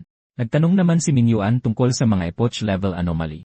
Ipinaliwanag ng instructor na malamang ay narinig na niya ang marami sa mga pangalang may kaugnayan sa epoch-level anomalies, gaya ni Santa Claus, ang Titanic, at ang Night Parade of 100 Demons. Idinagdag niya na ang mga alamat at makasaysayang kaganapang ito ay naging mga anomaly matapos maipasa sa maraming henerasyon. Higit pa rito, hanggat may umiiral na anomaly, maaaring gumawa ng anomaly fragment mula rito, na nagpapahintulot sa mga anomaly envoy na humugot ng kapangyarihan mula sa anomaly. Idinagdag niya na ang mga pinakamalakas na envoy ay nagtataglay ng mga epoch-level fragment na nagbibigay sa kanila ng kapangyarihang gisingin ang kasaysayan mismo. Sinabi pa niya na ang pagtataglay ng isang mythic-level anomaly fragment ay katumbas ng pagmamana ng bahagi ng kapangyarihan ng isang sinaunang Diyos. Sa ganoong antas ng lakas, ang pagwasak sa isang buong bansa ay magiging usapin na lang ng panahon. Lumitaw ang isang system notification at kinumpirmang nakakuha siya ng mahalagang impormasyon tungkol sa worldview ng mga anomaly envoy. Ang progress ng branch worldview ay tumalon mula 1% hanggang 30% na nagpalaki ng husto sa tsansa na makabuo ng isang anomaly envoy character na may mas mataas na potensyal. Na-realize ni Ming Huang na talagang nagsasabi ng totoo ang instructor. Pagkatapos ay sinabi niya na tila mas mapanganib pa ang anomaly envoy kaysa sa kanya. Gayunpaman, sumagot ang instructor na napakakaunting envoy sa kasaysayan ang nakagawa na malampasan ang mga mythic level anomaly. Binigyang diin niya na may malaking pagkakaiba ang pagtataglay ng kapangyarihang wasakin ang isang bansa at ang kapangyarihang wasakin ang mundo. Bumuntong hininga si Ming Huan at sinabing tila wala siyang iba kundi isang malas na bituin ng sakuna. Sumagot ang instructor na sinusubukan lang nilang tulungan siya. Nagtanong si Ming Huan kung sino ang tinutukoy ng kami, sabay pansin na wala pa rin siyang ideya kung saan sila nanggaling. Sinabi ng instructor na kailangang manatiling kumpidensyal ang impormasyong iyon sa ngayon. Nagtanong si Ming Huan kung kabilang ba sila sa Anomalous Association. Nilinaw ng instructor na ang kanilang trabaho ay dihamak na mas mapanganib at mas marangal kaysa sa Anomalous Association. Idinagdag din niya na hindi sila kabilang sa panig ng mga anomaly envoy o sa panig ng mga eksorsista. Na-realize ni Ming Huang na imposibleng makakuha ng direktang sagot mula sa kanya. Nagpasya ang instructor na itigil ang pagtalakay sa mga anomaly envoy at lumipat sa paksa ng mga eksorsista, ngunit bigla silang naantala ng isang anunsyo. Ang disaster level Esper number 1059 na sila Yuan Liuli ay humiling ng pakikipagkita sa instructor. Nang marinig na isa itong disaster level Esper, napaisip si Ming Huan kung paanong ang isang taong basta na lang itinapon sa lugar na ito ay maaaring maging ganoong uri ng halimaw. Na-realize niya na ang mga nakakatakot na individual ay nasa kahit saan at naisip na hindi siya makakakuha ng impormasyon tungkol sa mga eksorsista mula sa instructor ngayong araw. Tinapos ng instructor ang session at nangakong ipagpapatuloy ito sa ibang pagkakataon kung interesado pa si Ming Huan. Sumang-ayon si Ming Huan. Halos tapos na ang mga paghahanda ni Ming Huan. Mayroon na siyang pag-unawa sa dalawa pang lahi bukod sa mga eksorsista. Ang kaalamang ito ay nagpalaki ng husto sa kanyang tsansa na makabuo ng isang karakter na may mataas na potensyal. Inutusan siya ng system na gumamit ng 3 splitting points para gumawa ng panibagong karakter sa laro sa totoong mundo. Nagsimula ang isang dice roll sequence at inutusan siyang pumili ng numero mula 1 hanggang 6. Pinili niya ang numerong 6. Binati siya ng system sa pagkapanalo sa dice game. Bilang gantimpala, binigyan siya ng isa pang karagdagang pagpipilian para sa profile ng karakter sa panahon ng character creation. Inutusan siya pagkatapos na pumili sa isa sa 3 available na profile para magsilbing kanyang pangalawang karakter sa totoong mundo. Ipinakita ng system ang unang profile ng karakter, si Ozawa Nana, isang 17 taong gulang na babaeng Esper na may panandang pandagdag rank na attributes. Ibinunyag ng kanyang background na isa siyang Japanese geisha na naghahanap ng higanti laban sa Yakuza matapos nilang patayin ang kanyang ama at ibenta siya sa Kabukicho, kung saan kalaunan ay nagising ang kanyang Thorns ability. Pinag-isipan niya ang opsyon pero naramdaman niyang masyadong komplikado ang background nito. Kahit wala siyang pakialam sa paglalaro bilang isang babaeng karakter, tinanggihan niya pa rin ang profile dahil natatakot siyang ang pagmamana ng mga traumatikong alaala nito ay baka makasira sa kanyang sariling pananaw sa mundo at makaapekto pa sa kanyang pagkakakilanlan. Pagkatapos ay ipinakita ng system ang pangalawang profile ng karakter. Si Al Pacino, isang 25 taong gulang na lalaking anomaly envoy. Habang nagustuhan niya ang ideya ng pagiging isang anomaly envoy matapos marinig ang pakilala ng instructor sa kanilang mundo, agad niyang napansin na ang base attributes ng karakter ay nakakaawang mababa sa rank. Napagpasyahan niya na ang opsyong ito ay hindi rin gaanong kaakit-akit. Biglang may lumabas na warning message. Nagsimulang mag-glitch ang buong interface ng system. Malapit nang malikha ang pangalawang karakter nang bigla siyang sinalubong ng isang warning prompt. Nagbabala sa kanya ang isang system notification na ang pag-activate ng complete splitting mode para gumawa ng pangalawang karakter ay maghahati sa kanyang kamalayan sa 3 katawan na lalong magpapatindi sa pakiramdam na para siyang pinupunit.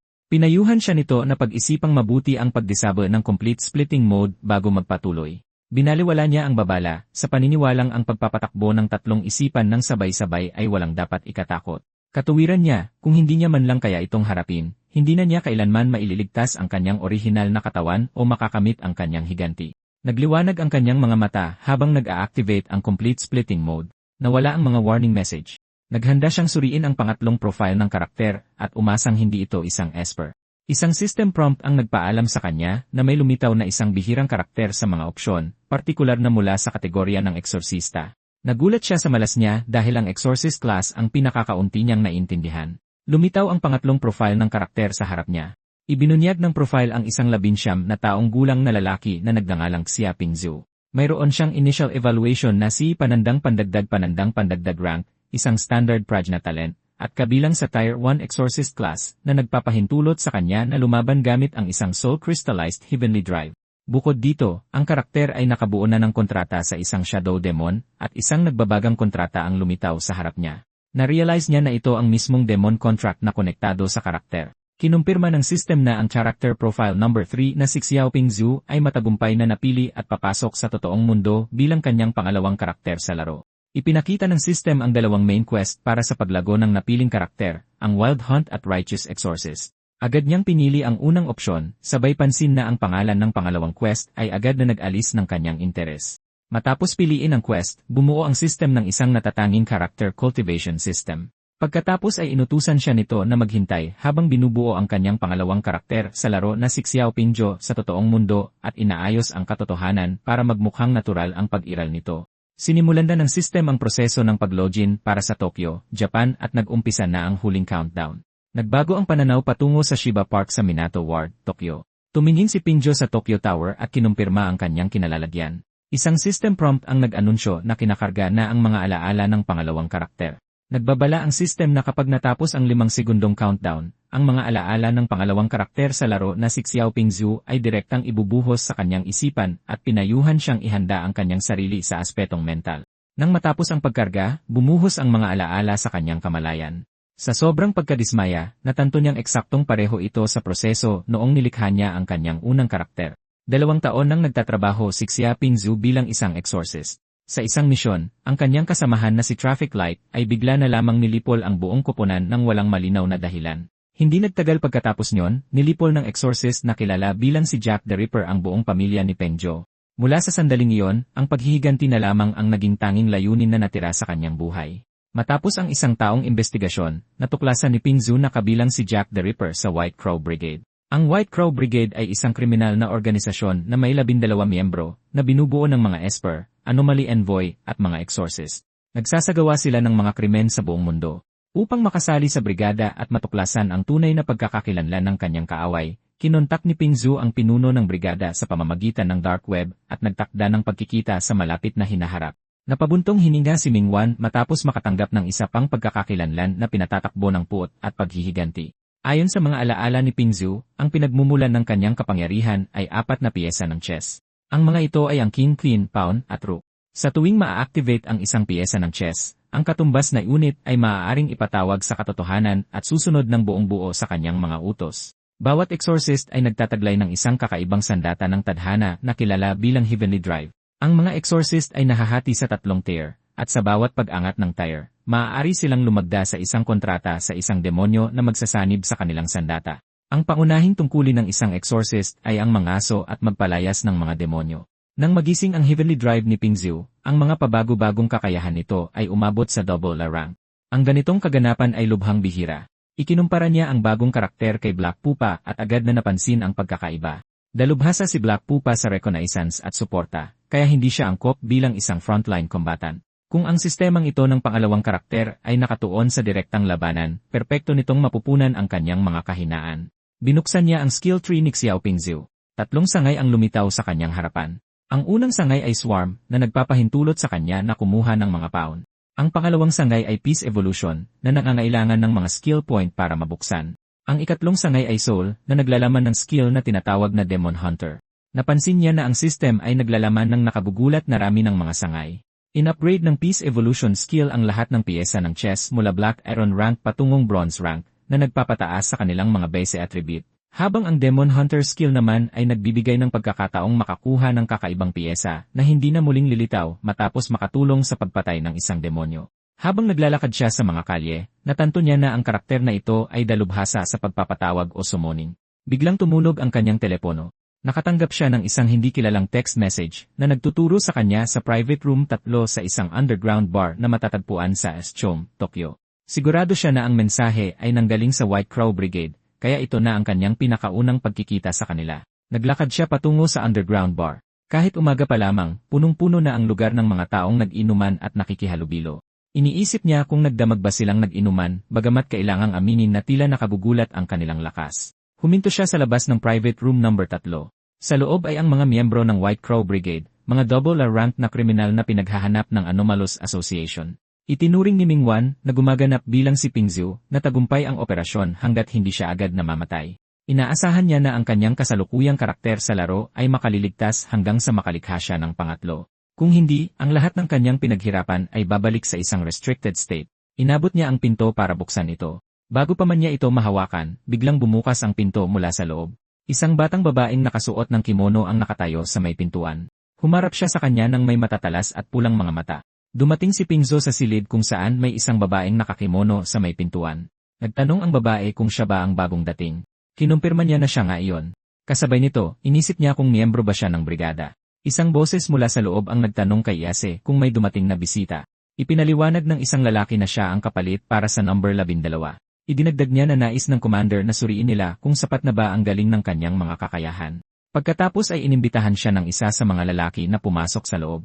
Isang lalaking blonde ang nagpakilala sa kanyang sarili bilang si Anlons, ang number 11 ng brigada. Ang isa pang lalaki na may madilim at kwadradong hugis ng ulo ay nagpakilala bilang si Robert, ang number 7 ng brigada. Sinabi niya na tinatawag siyang radish head ng lahat at hinikayat si Pingo na ganoon din ang itawag sa kanya. Nanatiling tahimik si Ayase habang nakikinig sa kanila. Bigla, inactivate niya ang kanyang kapangyarihan at pinagpira-piraso ang isang makapal na libro. Napakaraming piraso ng papel ang lumutang sa paligid niya. Natanto ni Pingzhu na ang kanyang kakayahan ay nagpapahintulot sa kanya na kontrolin ang mga bagay na gawa sa papel. Nagpakilala siya at sinabi na naparito siya upang kunin ang pwesto ni number 12. Tiningnan ni Enlons ang oras at sinabing malapit na silang umalis. Idinagdag niya na mayroon silang kailangang asikasuhin sa daan. Pagkatapos ay ipinaliwanag niya na iniutos ng commander na patayin ang lahat ng nasa bar bago sila umalis. Ang ilan sa mga taong iyon ay nagbabalak sumali sa isang auction sa susunod na linggo na sumasalungat sa schedule ng brigada. Nagtanong si Pingzhu kung ang kanyang initiation test ba ay ang patayin ang lahat sa labas. Sumagot si Onlons na yon ay isang bagay lamang na gagawin nila habang naglalakad. Sinabi niya na kung totoo ang interes ng commander kay Pingzhu, ang pagpatay sa mga taong iyon ay hindi man lang maituturing na isang pagsubok. Sa pinakamalala, kailangan lang niyang magdesisyon kung anong pose ang pinaka-cool habang ginagawa iyon. Pagkatapos ay nagpatawag si Onlons ng isang slot machine. Inisip ni Pingzhu kung iyon ba ang kanyang superpower, at kung anong uri ng epekto ang taglay nito. Nagpasya si Onlons na paikutin muna ang slot machine para makita kung makatitipid ba ito ng pagod para sa kanila. Hinila ng slot machine ang lever nito. Huminto ang rolyo sa 3 simbolo ng misil. Nagkomento si Anlan na parang masyadong lantad o high profile ang naging resulta. Sinabi ni Radish Head kay Pingo na oras na para umalis. Natanto ni Pingo na may kakayahan si Robert sa teleportation.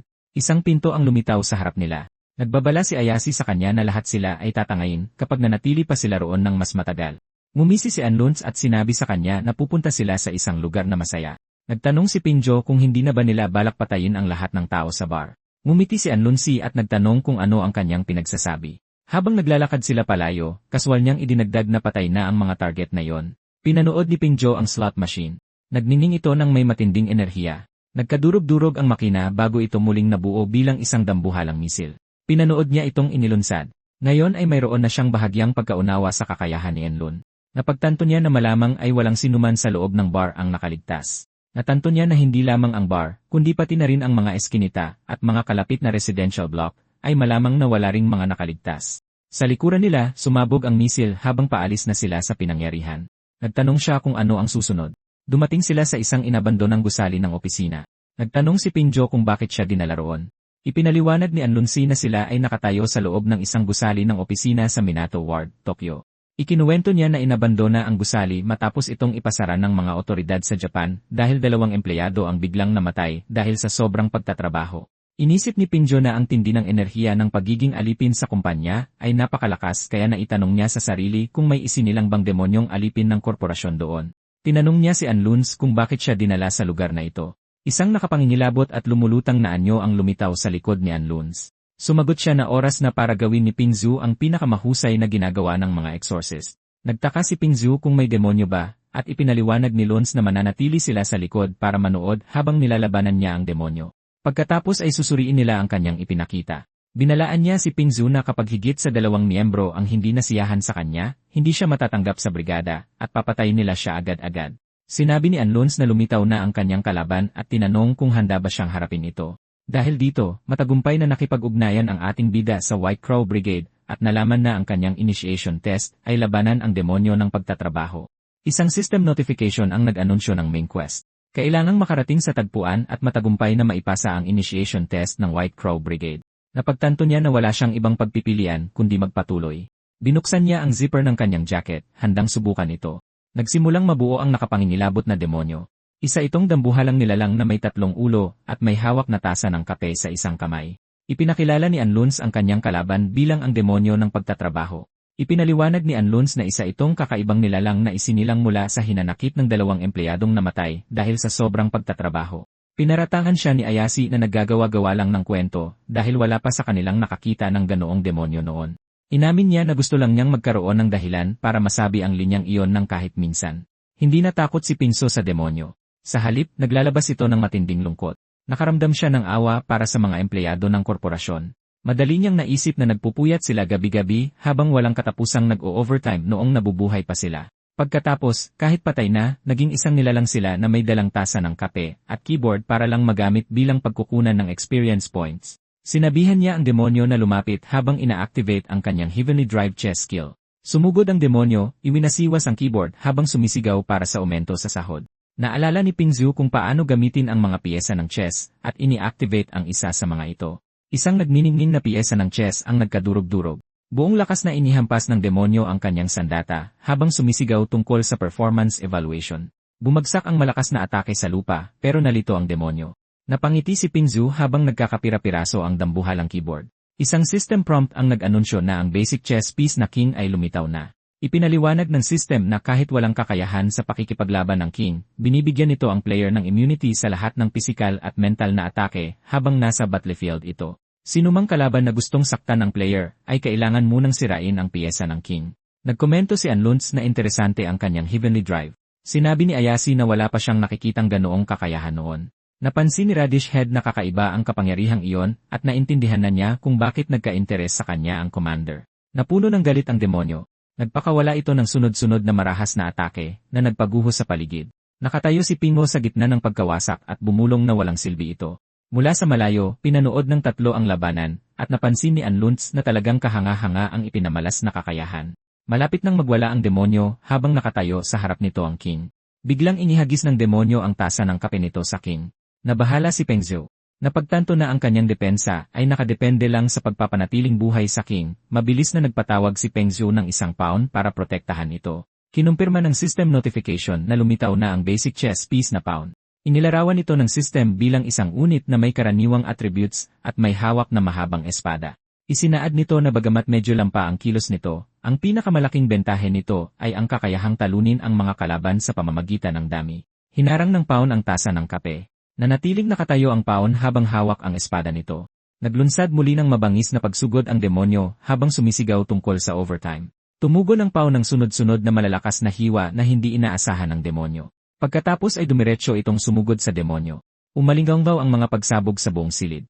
Napansin ni Pingzhou na kung ang 1 pound pa lang ay kaya nang makipagsabayan sa isang high-level na demonyo, magiging napakalaki ng tactical value ng kakayahang ito kapag napaunlad na ng husto. Nagpatawag siya ng isa pang piyesa ng chess. Isang system prompt ang nagpaalam sa kanya na lumitaw na ang basic chess piece na rook. Ipinaliwanag ng system na kayang magpakawala ng rook ng malalakas na cannonball, bagamat kailangan nito ng oras para mag-reload pagkatapos ng bawat tira. Naglabas ang rook ng isang dambuhalang sinag ng liwanag. Nilamon ng pagsabog ang high-level na demonyo. Isang nakasisilaw na pagsabog ang naganap sa buong battlefield. Nang mawala ang usok, ang malubhang sugatang demonyo ay dumaing sa sakit. Napagtanto ni Pingzhou na malapit nang matapos ang labanan. Isang system prompt ang nagpaalam sa kanya na lumitaw na ang basic chess piece na queen. Ipinaliwanag ng system na siya ang pinakamabilis sa 4 na basic chess pieces, at gumagamit siya ng short dagger at long dagger bilang kanyang mga sandata. Ang king lang ang nakakaalam kung bakit ganoon siya kahusay. Agad na sumugod ang queen patungo sa target. Nagpakawala ng malakas na suntok ang demonyo habang nagbubunganga tungkol sa performance evaluation. Sa isang saglit, maayos na naiwasan ng queen ang atake at hiniwa ang demonyo. Natulala ang demonyo sa pagkalito habang nagkakapira-piraso ang braso nito. Naghanda ang queen na umatake muli. Biglang hiniwa ng queen ang nilalang na naging sanhi ng pagtili nito sa sobrang sakit. May lumitaw na system notification na kumukumpirmang napatay na ang demonyo at ang progress quest para sa exclusive cultivation system ng pangalawang game character, ang Winter of the Wild Hunt, ay na-update na. Ang pugot na ulo ng demonyo ay patuloy pa ring bumubulong ng mga reklamo tungkol sa performance evaluation. Nagtaka si Pingzhu kung bakit parang assassin makipaglaban ng queen at naitanong kung nagkamali ba ang Heavenly Drive. Pagkatapos ay naalala niya na sa chess, ang mga pawn na nakakarating sa kabilang dulo ng board ay maaari ring maging queen. Humarap siya sa mga miyembro ng brigada at nagtanong kung kwalipikado na ba siyang sumali. Bumoto si Ayase pabor sa kanya, sinasabing nakakatuwa ang kanyang Heavenly Drive. Sumang-ayon si Anlons na interesante ito. Inamin niya na wala pa siyang nakikitang exorcist na may ganoong kakayahan noon. Dahil nagpakita na ng interes ang commander sa kanya, nagpasya si Anlons na ibigay din ang kanyang boto bilang suporta. Pagkatapos ay itinuro ni Radish Head na sa kabila ng potensyal nito, masyado pang mahina si Pingzhou at malamang na mamatay lang kung sasama sa kanila. Sa huli, pinili niyang mag-abstain dahil nakakuha na ng 2 aprobadong boto. Sumagot si Anlons na laging may opsyon na huwag na lang siyang pasaliin sa brigada. Pagkatapos ay ngumiti siya at nagtanong kung ibig bang sabihin yon ay dapat na lang mamatay si Pingzhou. Sinabi ni Anlons na ang sabi ng commander ay kung hindi sila kontento sa kanya, patayin na lang siya agad sa mismong lugar. Sumagot si Radish Head na may punto siya. Nakatitig lang si Pingo sa kanila nang may hindi paniniwala. Sinabihan sila ni Ayase na itigil na ang pagtakot sa rookie. Idinagdag niya na ang boto ay 2-0 na ang ibig sabihin ay opisyal nang sumali ang rookie sa team. May kinuha siya mula sa kanyang manggas, sinasabing regalo ito mula sa commander. Nag-usisa si Pingo, inihagis niya ito sa kanya. Isa itong uwak. Ipinaliwanag niya na ang emblem ng brigada ay maaaring ilagay kahit saan niya gusto. Binanggit niya na ang sarili niyang emblem ay nasa kanyang balikat. Nagtanong siya kung magandang pwesto ba ang likod ng kanyang kamay. Ang uwak ay naging isang marka sa pwestong iyon. Sinalubong siya ni Anlons at sinabing sa wakas ay dumating na ang number 12 na miyembro ng brigada na pumuno sa pwestong matagal ng bakante. Pagkatapos ay binalaan niya si Pingso na hindi maganda ang ugali ng ibang mga miyembro, kaya dapat siyang mag-ingat sa pakikitungo sa kanila. Naabala si Pingzhou sa mga screen ng system na biglang lumitaw. Ipinakita sa interface na tapos na ang pangunahing quest. Matagumpay siyang nakarating sa tagpuan at nakapasa sa initiation test ng Crow Brigade. Lumitaw ang isa pang abiso na nagpapaalam sa kanya na nakatanggap siya ng mga reward na binubuo ng isang skill point, isang splitting point, at isang attribute point. Sumunod ang huling abiso na nagsasabing na-update na ang unang pangunahing quest. Ang susunod niyang layunin ay lumahok sa pagnanakaw sa inter-guild auction ng Crow Brigade sa Hulyo 21 at makaligtas sa naturang operasyon. Pakiramdam niya ay hindi naman ganoon kadelikado ang pagnanakaw sa isang auction. Nangatwiran siya na wala dapat sinuman sa Japan ang may kakayahang humarang sa mga miyembro ng brigade, kaya maaari na lang siyang sumabay at mag-relax sa misyon. Pagkatapos ay inanunsyo ni Anlons na oras na para umalis. Hindi pa nakakarating sa Tokyo ang iba pang mga miyembro. Iminungkahi niya na kumain muna sila bago pansamantalang maghiwa-hiwalay. Idineklara ni Ayase na gutom na siya at gusto niyang kumain. Sinabihan sila ni Radish Head na dapat na silang kumilos dahil nag-iwan siya ng portal sa isang ramen shop noong huli siyang bumisita. Tinanong ni Anlons kung ano ang tinititigan ni Pingzhou at tinawag siyang number 12. Itinaas niya ang kanyang hood at sinabing dapat na silang lumakad. Ilang system notification ang lumitaw sa harap niya. Ipinaliwanag ng unang abiso na ang Character Exclusive Cultivation System na itinalaga sa kanya ay isa sa mga eksklusibong cultivation path ng Wild Hunt System. Isinaad ng ikalawang abiso na sa pagpatay sa mga itinuturing ng system na demon at superhuman god, makakakuha siya ng mga reward sa pamamagitan ng cultivation system. Ipinakita ng ikatlong abiso ang kanyang kasalukuyang progreso. Ang kanyang cultivation quest ay nangangailangan na pumatay siya ng isang C-rank o mas mataas na demon o isang C-rank o mas mataas na superhuman god. Ang progreso ng quest ay susukatin sa kabuang bilang ng mga demon at superhuman god na mapapatay niya. Na-detect ng isa pang abiso na hindi pa opisyal na nagsisimula ang cultivation quest dahil walang mga demon o superhuman god sa Tokyo. Inutusan siyang umalis ng Tokyo, mangaso ng anumang C-rank o mas mataas na demon o superhuman god, at pagkatapos ay bumalik upang tumanggap ng isa pang quest reward at karagdagang attribute point. Naramdaman niyang mukhang sapat na simple ang misyon. Ang plano niya ay sumama sa brigade at pumatay ng ilang demon sa daan. Pagkatapos ay binuksan niya ang kanyang personal panel at sinuri ang mga attribute ng kanyang karakter. Si Xiao Pingzhou ay isang bihirang 19 taong gulang na karakter. Wala pa siyang bansag dahil hindi pa siya sumisikat. Ang kanyang lakas ay A-rank, habang ang kanyang bilis at espiritu ay parehong C panandang pandagdag rank. Alam niyang hindi magtatagal at titigil na ang mga tao sa pagtawag sa kanya na number 12 at bibigyan siya ng tamang bansag sa White Crow Brigade. Pagdating sa kanyang skill tree, napagtanto niya na diretsyo lang ang paglalaan ng mga attribute point.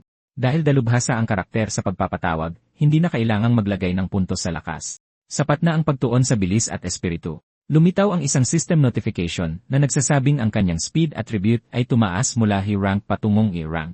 Sumunod ang isa pang abiso na nag-aanunsyo na ang kanyang spirit attribute ay tumaas din mula high rank patungong E-rank. Bigla siyang nakaramdam ng mga yabag ng paa na papalapit mula sa likuran. Napansin din sila ng iba. May nagsabi na orihinal nilang na-detect ang pagbabago ng enerhiya ng isang demon at pumarito upang mag-imbestiga. Ngunit sa pagdating nila, tila may iba nang nakaresolba sa problema.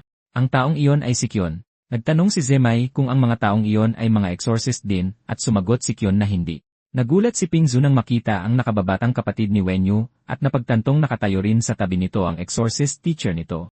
Nagkomento si Radish na tila mayroon silang mga hindi inaasahang panauhin. Nagtanong si Ayase kung dapat ba silang patayin, at sumagot si Luntz na dahil nakita na sila, wala na silang magagawa.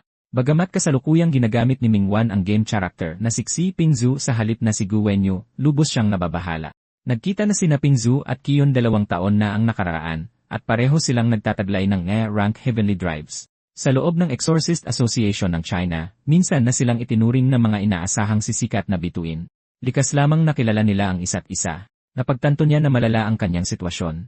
Kung mamamatay ang kanyang nakababatang kapatid sa kamay ng mga miyembro ng brigade, mawawalan siya ng isang mahalagang long-term main quest. Mabilis niyang napagpasyahan na kailangan niyang humanap ng paraan para matulungang makatakas ang kanyang kapatid habang iniiwasang mapaghinalaan ng brigade. Pagdating naman kay Chion, wala siyang pakialam kung mabuhay man ito o mamatay. Bumulong si Ayase na gutom na siya. Nagpasya siyang patayin sila para makapagmadali silang kumain. Agad na naging mainat si Chaeyoon nang makita niyang naghahanda na silang kumilos. Sinabi ni Pingzhu na sa palagay niya ay miyembro ng Exorcist Association ang babaeng nakasuot ng sombrero. Idinagdag niya na ang Heavenly Drive nito ay isang pares ng retro monocles, bagamat hindi niya matandaan ang eksaktong pangalan. Pagkatapos ay tinanong niya kung may iba pa bang nakarinig na tungkol sa kanya. Naalala ni An Lonsi na medyo sikat ang Exorcist Association. Kilala siya ng commander, at tila binalak pa nitong anyayahan siyang sumali sa brigade noon. Nagtanong si Pingzhou kung ano ang nangyari. Sumagot si An Lindsay na hindi ito direktang sinabi ng commander, ngunit tila tinanggihan nito ang alok. Ibinahagi niya na kalaunan ay nagtatag ito ng isang exorcist team na kilala bilang Ghost Train Crew, na isinunod sa pangalan ng train demon na kinalasangan nito. Nawawalan na ng pasensya si Ayase dahil sa dami ng kanilang pinag-uusapan. Nagtanong siya kung papatayin ba nila ang mga ito o hindi. Iminungkahi ni Radish na hayaan na lang muna ito dahil partikular na inutusan sila ng commander na huwag gumawa ng gulo bago magsimula ang auction. Dahil wala namang mapapala sa pakikipag-away sa dalawang exorcist, mas mabuting iwanan na lang sila. Sumang-ayon si Anlons at hinimok ang lahat na lumakad na. Inaasahan na agad ni Esi na makakakain na, ngunit humiling si Pingzhou ng pahintulot na makipag-sparring sa babae. Naunawaan ni Anlons na kapapasok pa lang ni Pingzhou sa kanila at sabik na patunayan ang kanyang sarili. Ngunit ang pakikipaglaban ay lilikha ng labis na ingay. Sinabihan niya ito na dapat na silang umalis dahil may iba pa silang dapat asikasuhin at ayaw nilang magalit ang commander. Sumang-ayon si Pingzhou at sumunod sa kanila. Kinumpirma niya na ang plano nila ay isagawa ang paghijak sa Tokyo Underground Auction sa loob ng 1 linggo. Kinumpirma ito ni Anlons at idinagdag na magsisimula ang operasyon sa oras na iyon. Nagtanong si Pingzhou kung wala bang kailangang ihanda bago ang operasyon. Sumagot si Anlons na karaniwang ibinibigay sa kanila ng commander ang mga detalye 5 minuto lamang bago magsimula ang operasyon. Hanggang doon na lamang ang naitulong niya sa dalawang iyon.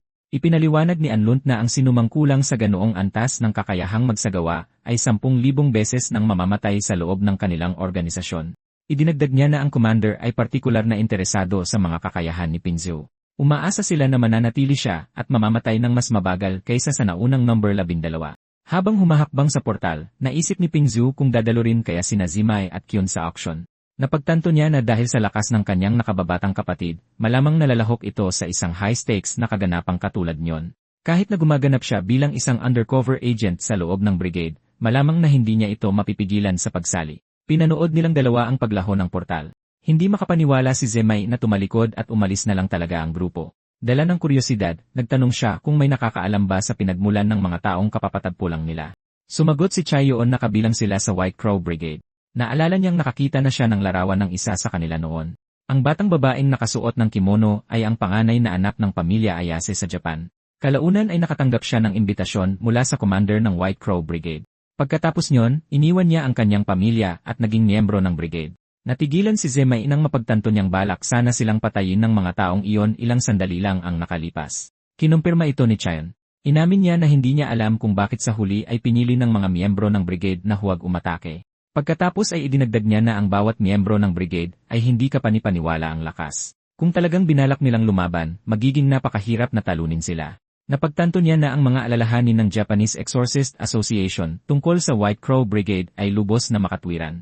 Personal na dumating ang brigade sa Tokyo at itinuon ang pansin sa underground auction na pinagtutulungang i-host ng asosasyon at ng ilang malalaking pamilya sa underworld. Napagtanto ni Zemay na huli na ang lahat para sa kanya upang umalis sa crew. Itinanong niya kung dapat ba nilang tanggapin ang komisyon para matiyak ang normal na takbo ng auction. Sumagot si Chaeyoon na dahil naroon na rin lang sila, panghihinayang lang kung aalis pa sila ngayon. Iminungkahi niyang iulat sa asosasyon ang lahat ng kapansin-pansing nangyari. Inasahan niya na malamang na mas hihigpitan pa ng panig ng Hapon ang puwersang pandepensa ng auction. Nagtanong si Zemay kung sino ang posible nilang tawaging reinforcement. Ang katuwiran niya, exorcist man o esper, medyo mahina ang Japan. Kakaunti lang ang mga individual na talagang karapat-dapat pagtuunan ng pansin. Sumang-ayon si Chaeyoon na tama ang alalahanin, pero itinuro niya na maaari ding humingi ng tulong ang asosasyong Hapon sa mga kalapit na bansa para magpadala ng reinforcement. At ang isang halimbawa niyon ay ang Blue Ark. Samantala, sa homemade Tangkotsu Ramen, iniabot ni Ayase kay Pinjo ang contact information ng mga miyembro ng White Crow Brigade at sinabihan siyang tatawagan siya kapag nakarating na ang lahat sa Tokyo. Matapos maayos iyon, inanunsyo nilang tapos na ang pulong at pinaalis na ang lahat. Nagpaalam na ang grupo at nagkani-kanyang lakad na sila. Alam ni Pinjo na kakailanganin niyang manatili sa grupo ng matagal na panahon.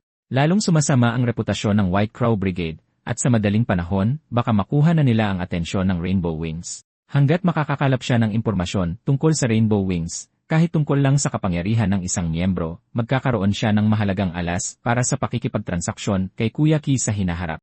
Na-realize niya na ang unang kailangan niya ay matutuluyan para kay Xiao Pingzhu. Nagpasya siyang humanap ng kahit anong hotel at doon muna tumira pansamantala. Umupo siya sa kama habang tinitingnan ang system panel. Ilang notifications mula sa system ang lumitaw sa harap niya.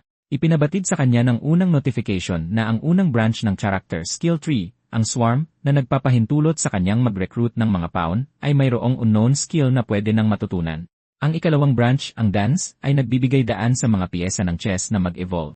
Ang proseso ng evolution ay nangangailangan sa kanya na gumastos ng kabuang 3 skill points sa ibang mga branch bago niya ito ma-unlock. Ang pag-aaral mismo sa branch ay nangangailangan ng isang skill point. Isang ikatlong notification ang nagpakita ng isa pang skill branch na tinatawag na Soul, na may kaugnayan sa mga Demon Hunter. Kailangan din ito ng isang skill point para ma-unlock ang isang unknown skill. Napagtanto ni Pingzhu na, kahit anong tingin niya rito, ang unang opsyon ang tila pinakamapakinabangan. Lumitaw ang isang notification mula sa system na nagpapaalam na matagumpay niyang natutunan ang branch skill na Swarm, Recruit Pounds. Ang susunod na skill sa Swarm branch, ang Pound Training, ay maaari na ngayong matutunan.